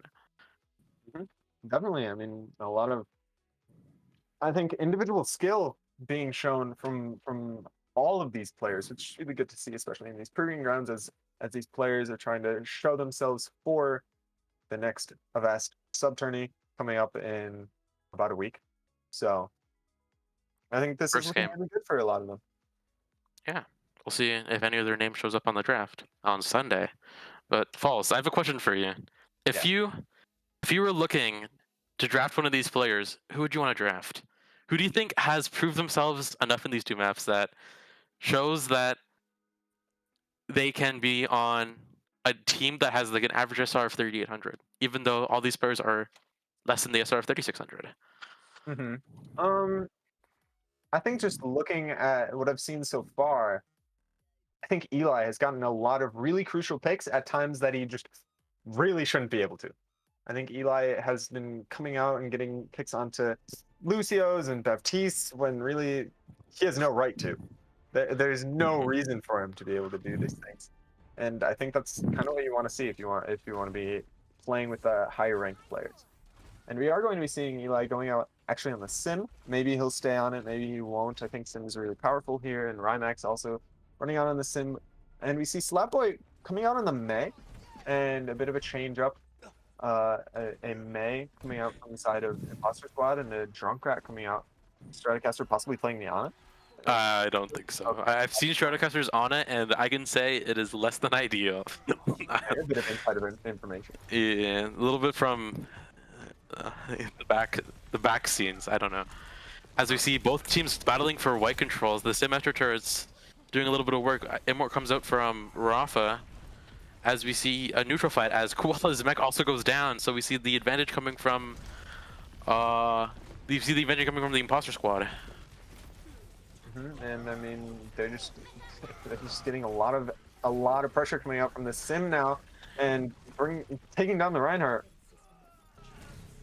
And I guess just the Koala not having his mech was just the overall deciding factor, along with Ramek utilizing the Symmetra better, getting the higher charge beam, pressuring the shield more, and the TP. Rafa just decides, you know what, I'm going to go to Brazil. Went through the TP and immediately got blown up by Tree Guy. And sometimes it just happens. Actually, no, it got blown up by Robbie, not Tree Guy. My bad. Yeah, sometimes your team just says, take TP, and you accidentally go the wrong direction from the TP. Rafa being taken out again? What is this? He didn't get one trip from Brazil, he got 2 trips from Brazil, as we see also Robbie. Also, the Imposter Squad as a whole having more ultimates than the Samsung Girls, but the Samsung Girls does have the Junkrat Tire, which has proven to be a very game-changing ultimate if used at the proper time. As you see not a Symmetra wall, as you see the Tire going in, the Shatter getting nothing, another Shatter getting 2, and the Imposter Squad just had a bigger Shatter, just played the fight better. And Shadowcaster just hid in the corner, he peed his pants a little bit. I was seeing the swagginess coming off from Robbie. Yeah, an absolutely massive shatter coming out. And I mean, also, he denied the Junkrat Tire coming from Lieutenant Lettuce. And I think that was a big factor in that. I mean, just denying that Junkrat Tire that was so big before, and they're going again. Wait, did they TP? Wait, they beat it? The Maywall, they're just throwing out ultimates, but the Samsung Girls end up capturing the objective. The Flux doesn't get much. The beat coming out, I don't know what's happening. There's too many sim walls. There's so much things happening on my screen, but we see Conning getting 2 kills onto the Samsung Girls. And will they be able to hold on to this point? I don't think so, but this fight still is unfolding. Rymax hitting a big beam onto Rafa, getting fallen, and the Imposter Squad are just able to wrap up this fight off of whatever happened on my screen. They just found 2 with Konig, and I guess that was just enough. Now, I will say, it was a very, very good play coming out from the Samsung Girls, able to actually TP past Imposter Squad. Just completely, just like, nah, we're not going to take the team fight here. We're actually going to take point, and then we can take the team fight. But Tree Guy all getting walled off. Tree Guy falls early. Wow, that May character, really, really fun. Really a lot of counterplay there. Oh, big tire coming early, maybe forcing them to retreat. Gets pivot. That's a big pick. Now Imposter Squad has no speed, as we see the Maywall come down onto points, separating the points inside. There's just a lot of ults. Ryan pitting in, going on the little flank as the Insansman girls somehow capture the objective, but wait, what's happening? Why is there 2 shatters on the screen? Rymax hitting a big beam onto Shadowcaster. The flux coming in from Koenig slams Rafa to the ground, and as Reaper tries to do his hardest, Imposter Squad just wraps up the fight. I think that's gonna be about it for this stage. Pretty dominant performance, not actually losing a fight. I mean, losing 50%, but somehow not losing a singular fight for the side of Imposter Squad. Now Staggers are going to be coming in, but I don't expect them to give it that much. And yeah, that's going to be the first stage. It would be interesting because I think Samsung girls have a more macro, like a large macro game sense, because they're able to get that sim TP, showing off how Eli is even more handsome, not being a funny Hanzo player, but also being a funny Symmetra player and getting that flank TP. But will this understanding on how to play the objective more coming from the Samsung girls benefit them on a map like Garden? Yeah, we will see. I mean, we're going to be seeing basically almost mirror comps coming out from both teams. Koenig staying on that Sigma, and Koala staying on the tried and true, the Diva character. But May's coming out from both sides, and we're going to see who can get the faster TP, honestly. Would be very instrumental. Rymax getting a much faster TP. And they were just able to wall the TP down? Wait. The Samsung girls are just in distraught over how much he got rolled by the Imposter Squad DPS line. The Immort comes early from Rafa as Shadowcaster does a little bit of trolling in the backline. By a little bit of trolling, I mean dying, but we see the Imposter Squad overall win this fight over their ability to place down the Sim TP faster, I think. Yeah, I mean, they place down this MTP and they just walled the enemy TP. They're like, haha, you have a TP? Not anymore. And not allowing anyone to get through, and then they have point presence and just able to find picks off of it. Eli coming out now onto the McCree even. We're going to be seeing a bit of McCree action, which could be very interesting to see. And Rymax building up to that sim wall relatively quickly, and Robbie already having the shatter, so we're going to see what they're able to do with these ultimates. And I see a TP coming behind. TP Shatter? TP Shatter gets nothing. Actually, he gets Rafa. Rafa almost has been placed on the Immortality field as we see the wall coming from Lettuce getting to the back line. As you see, just the overall cleanup for the Imposter Squad. Yeah, I mean, not the cleanest of fights from the Imposter Squad, but I mean, they get the job done. And now we're going to be seeing wall. We see both a sim wall and I guess a Baptiste window. So almost at a house here. It only needs like a roof or something, and then they have an entire house. Eli switching over to the Reaper now, playing a bit of Mystery Heroes, I guess. Trying to just, I guess, rush down the Reinhardt, I would assume. Eli also a mystery on what he is doing. Okay, I found the answer. It's killing Slapboy 2007, as that pick might just secure the fight because never mind. We see this. We see a 4-man freeze, a 5-man freeze on the Diva bomb getting 2. But does it matter? Does it matter? Let's see if it matters. It doesn't seem to, and I mean, the Samsung girl is just winning out that fight, and big plays from Eli. I guess coming into the backline was the strategy that works out. Able to pick off Slapboy 2007. It shouldn't work. He came from the side, and 3 or 4 shots, he kills the Mei. I love the Reaper guy. Very powerful. Very powerful. As we see a TP coming from point with a Blizzard and a beat. As we see a 2-man freeze, Rafa entry guy falling at the same time, and I think Imposter Squad just came out with a big bang, maybe a bigger bang than the Samsung girls, and they are able just to clean this fight. But I think I don't even know if we're going to get a very clean touch now from the Samsung girls. This is going to be, I think, kind of scrappy. It's going to be hard, especially now. Lieutenant Lettuce switching over to the sim, trying to maybe Rymax, point, but I think it'd be fast enough. Wait, the pause coming in. This is not good. That pause changes the entire sort of the game. It's terrible. There was 5 people on point now. Who DDoSed? Who DDoSed the Rymax Squad? Yeah, who DDoSed Rymax? I need to know. I need to know. I need to know who is paying for his Wi-Fi to go down. Who's paying for the McDonald's Wi-Fi to no longer work on his computer? Well, we might see a touch. It is at 96%, and they're still waiting for the TP at choke. So if we see a touch, now possibly the imposter squad is just playing a 5v6. But if we don't see a touch, then it's just a win. Then we just watch 4% and we're done. And there it goes. The imposter squad wins. I think coming into this fight, we have the imposter squad, the team that is defending currently, is currently has 5 on point because Rymax left, and Robbie is equipped with his Earth Shatter, and that is the only ultimate that they have on that side.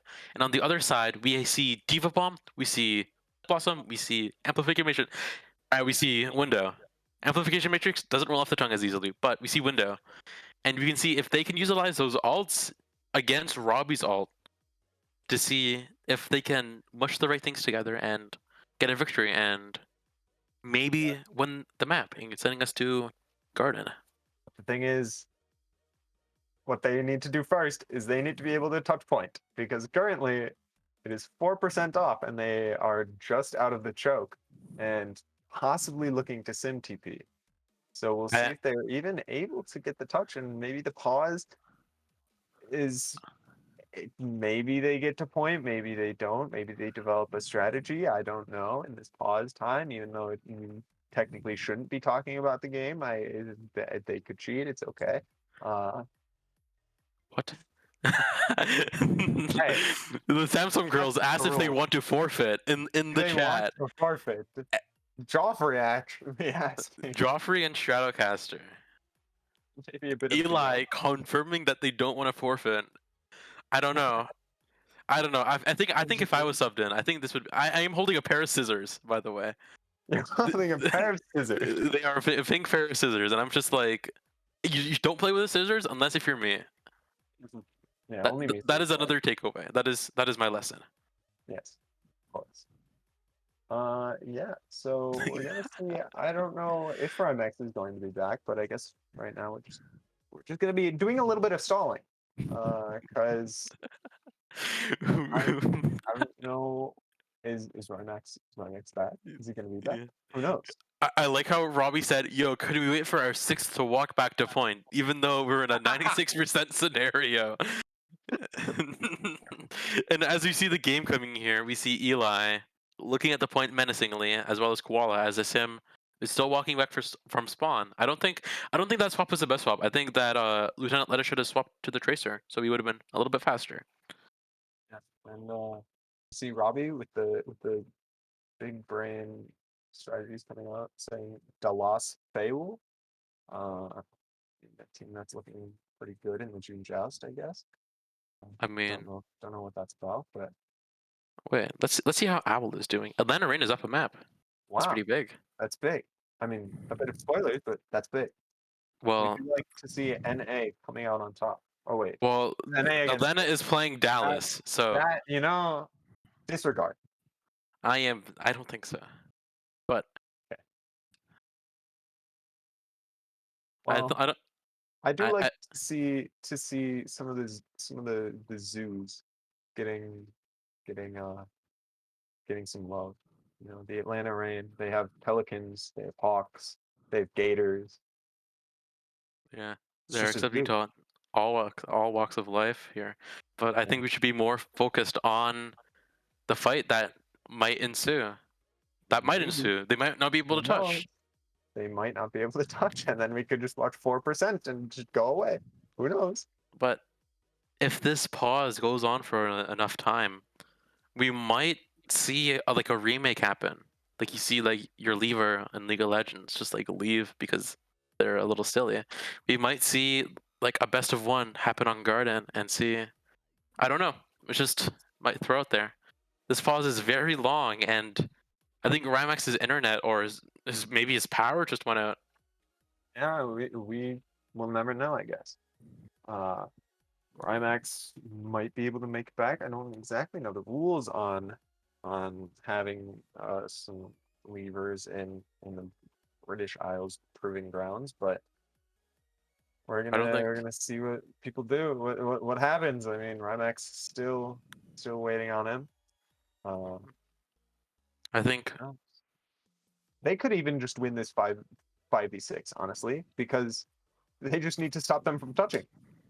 It's really just that simple. Just don't have them touch, and you still can win the 5v6. Yeah, well, that's just how control works. You just don't want them to touch the point, and then if they don't touch the point, then it's fine. That's just, yeah. Yeah, it's really not that difficult. See, this is how you win 5v6s in your ranked game. We're teaching you right now. So all you have to do is just don't let them touch point. I mean, another option you can do is press the escape key that you find at like the top left of your thing, and then there should be a button at the bottom. That button just says "Leave game." And if this was a ranked game, then it would have just been over because Rymax has been gone for a really long time. Maybe it will be the PB of my dad of 14 years, but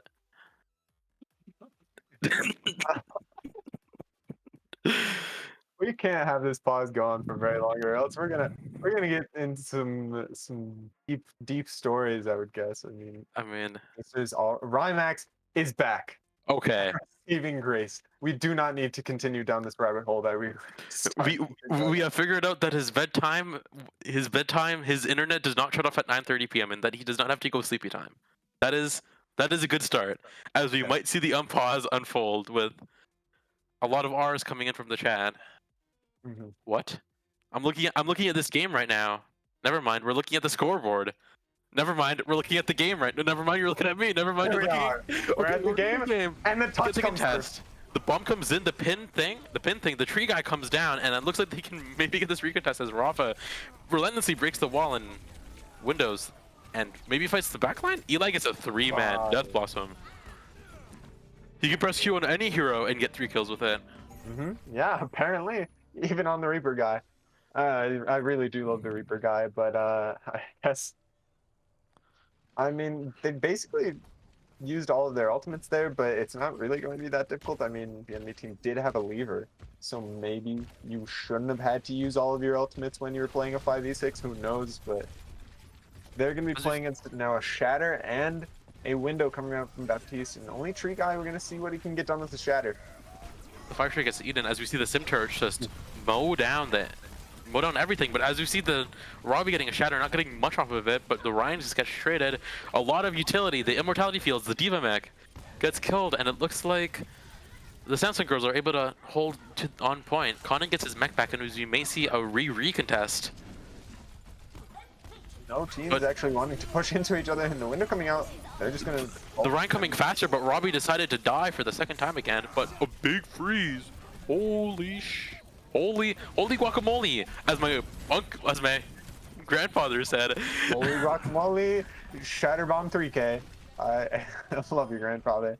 Yeah. Well, it looks like Stratocaster just gassing into the past tonight. Pod really didn't do good thing. It's just over. I mean, they do have a sim TP to get back to point, but it's just going to be the stalls coming through, and the imposter squad seems to have taken it down. Even Eli playing doesn't get a 5v6. 6K. He does not get a 6K. He does not get a 6K, unfortunately. I don't know how Eli did in the British Brawl 2, but if he won that, then there goes his 3-feet. Yeah. As you see, discount on the FFG's play of the game. Kind of big by him. That's big. Well, as you see the what the hell happened fight. As you see, discount standing completely still and just shooting things and somehow getting play. You know, I don't know how he does it, but he does it very well. I don't know how he does it. Absolutely fantastic Baptiste play coming out from him. And it seems like the imposter squad taking it out in the end, and they should be pretty content with that. I mean, it was very well fought out by both teams, and I mean, imposter squad just looking extremely dominant on the control. I think a bit more practiced on some of those other comps that weren't Mei Han or Kree Hanzo. So taking it on in the end. I felt like if they play this on any other day, it's a toss-up. This was a really close match, coming it down to the second round on the third map after a 5-4 scoreline on Eichenwald as well. Yeah, definitely. Both those maps could have gone either way. They're extremely close. Either side, if they just swagged out a little bit more, maybe could have taken out the dub. But we do see Imposter Squad taking it overall, and now we're going to be having a bit of an interview, it seems, with some of the players from Imposter Squad, and we're going to see how they feel about this win. And we have Robbie here. We have Robbie. Yo. Hello, Robbie. Hello. How you feeling? Feeling pretty good. It's nice to get a win in our first game. Yeah, definitely. And I mean, some dominant performance coming out from everyone, I would say, on the team. Everyone, Yeah, I think our team was pretty cracked today. yeah, everyone showing what they're able to do, and I think that's a very good thing coming out of the British Isles proving grounds. It's exactly what you want to see. I mean, they're trying to show themselves off for the Avest sub-tourney and doing a pretty good job of it. How did you feel about today's match? Obviously, you want to go into a match, confident, not too confident. But I think our whole team knew like we could beat this team. We may have played a little sloppy on the second map, but I think we knew going into Lijiang that we could wrap it up pretty easily. And yeah, so some big plays coming out from both sides, and a lot of ultimates just kind of just thrown out there, a bit of experimentation, I would say, from both sides. How did you feel with some of the trying to navigate all the chaos of these fights? I'm gonna be honest. There were a lot of fights where I just couldn't see anything. I thought my game was gonna crash. But you just got to trust your teammates to keep you alive. That's like the main tank experience, and obviously they kept me alive, and we were able to win. Mister, do you have any questions for Robbie while he's here? I don't think so. All right. Well, I'd like to congratulate you, Robbie, on your win today. Taking down the Samsung girls. And we'll see if this momentum will carry on to the grand finals. Good luck. Thank you. Thanks for having me. Thank you. And that is going to be it now for today for the British Isles Proving Grounds. Those are the matches we have for you today, and I think we're going to be back tomorrow at 8 for some 7. more matches. Oh, 7? yeah, 8. Oh, it's 8 because it got delayed by an hour, I think. Yeah. So we're 8 gonna p.m. EST. We're going to be back, I think, on the Ignited_GG channel. So make sure you tune in for that. But that's it from me, Mister. Do you have any parting words? Follow my Twitter. It's right below me. Yeah, also follow his Twitter, but he doesn't tweet as well. No. But besides that, I don't think I have any final words. All right. Well, that's it from me. Thank you for joining us, and we'll see you tomorrow. Peace. 3, 2, 1, go!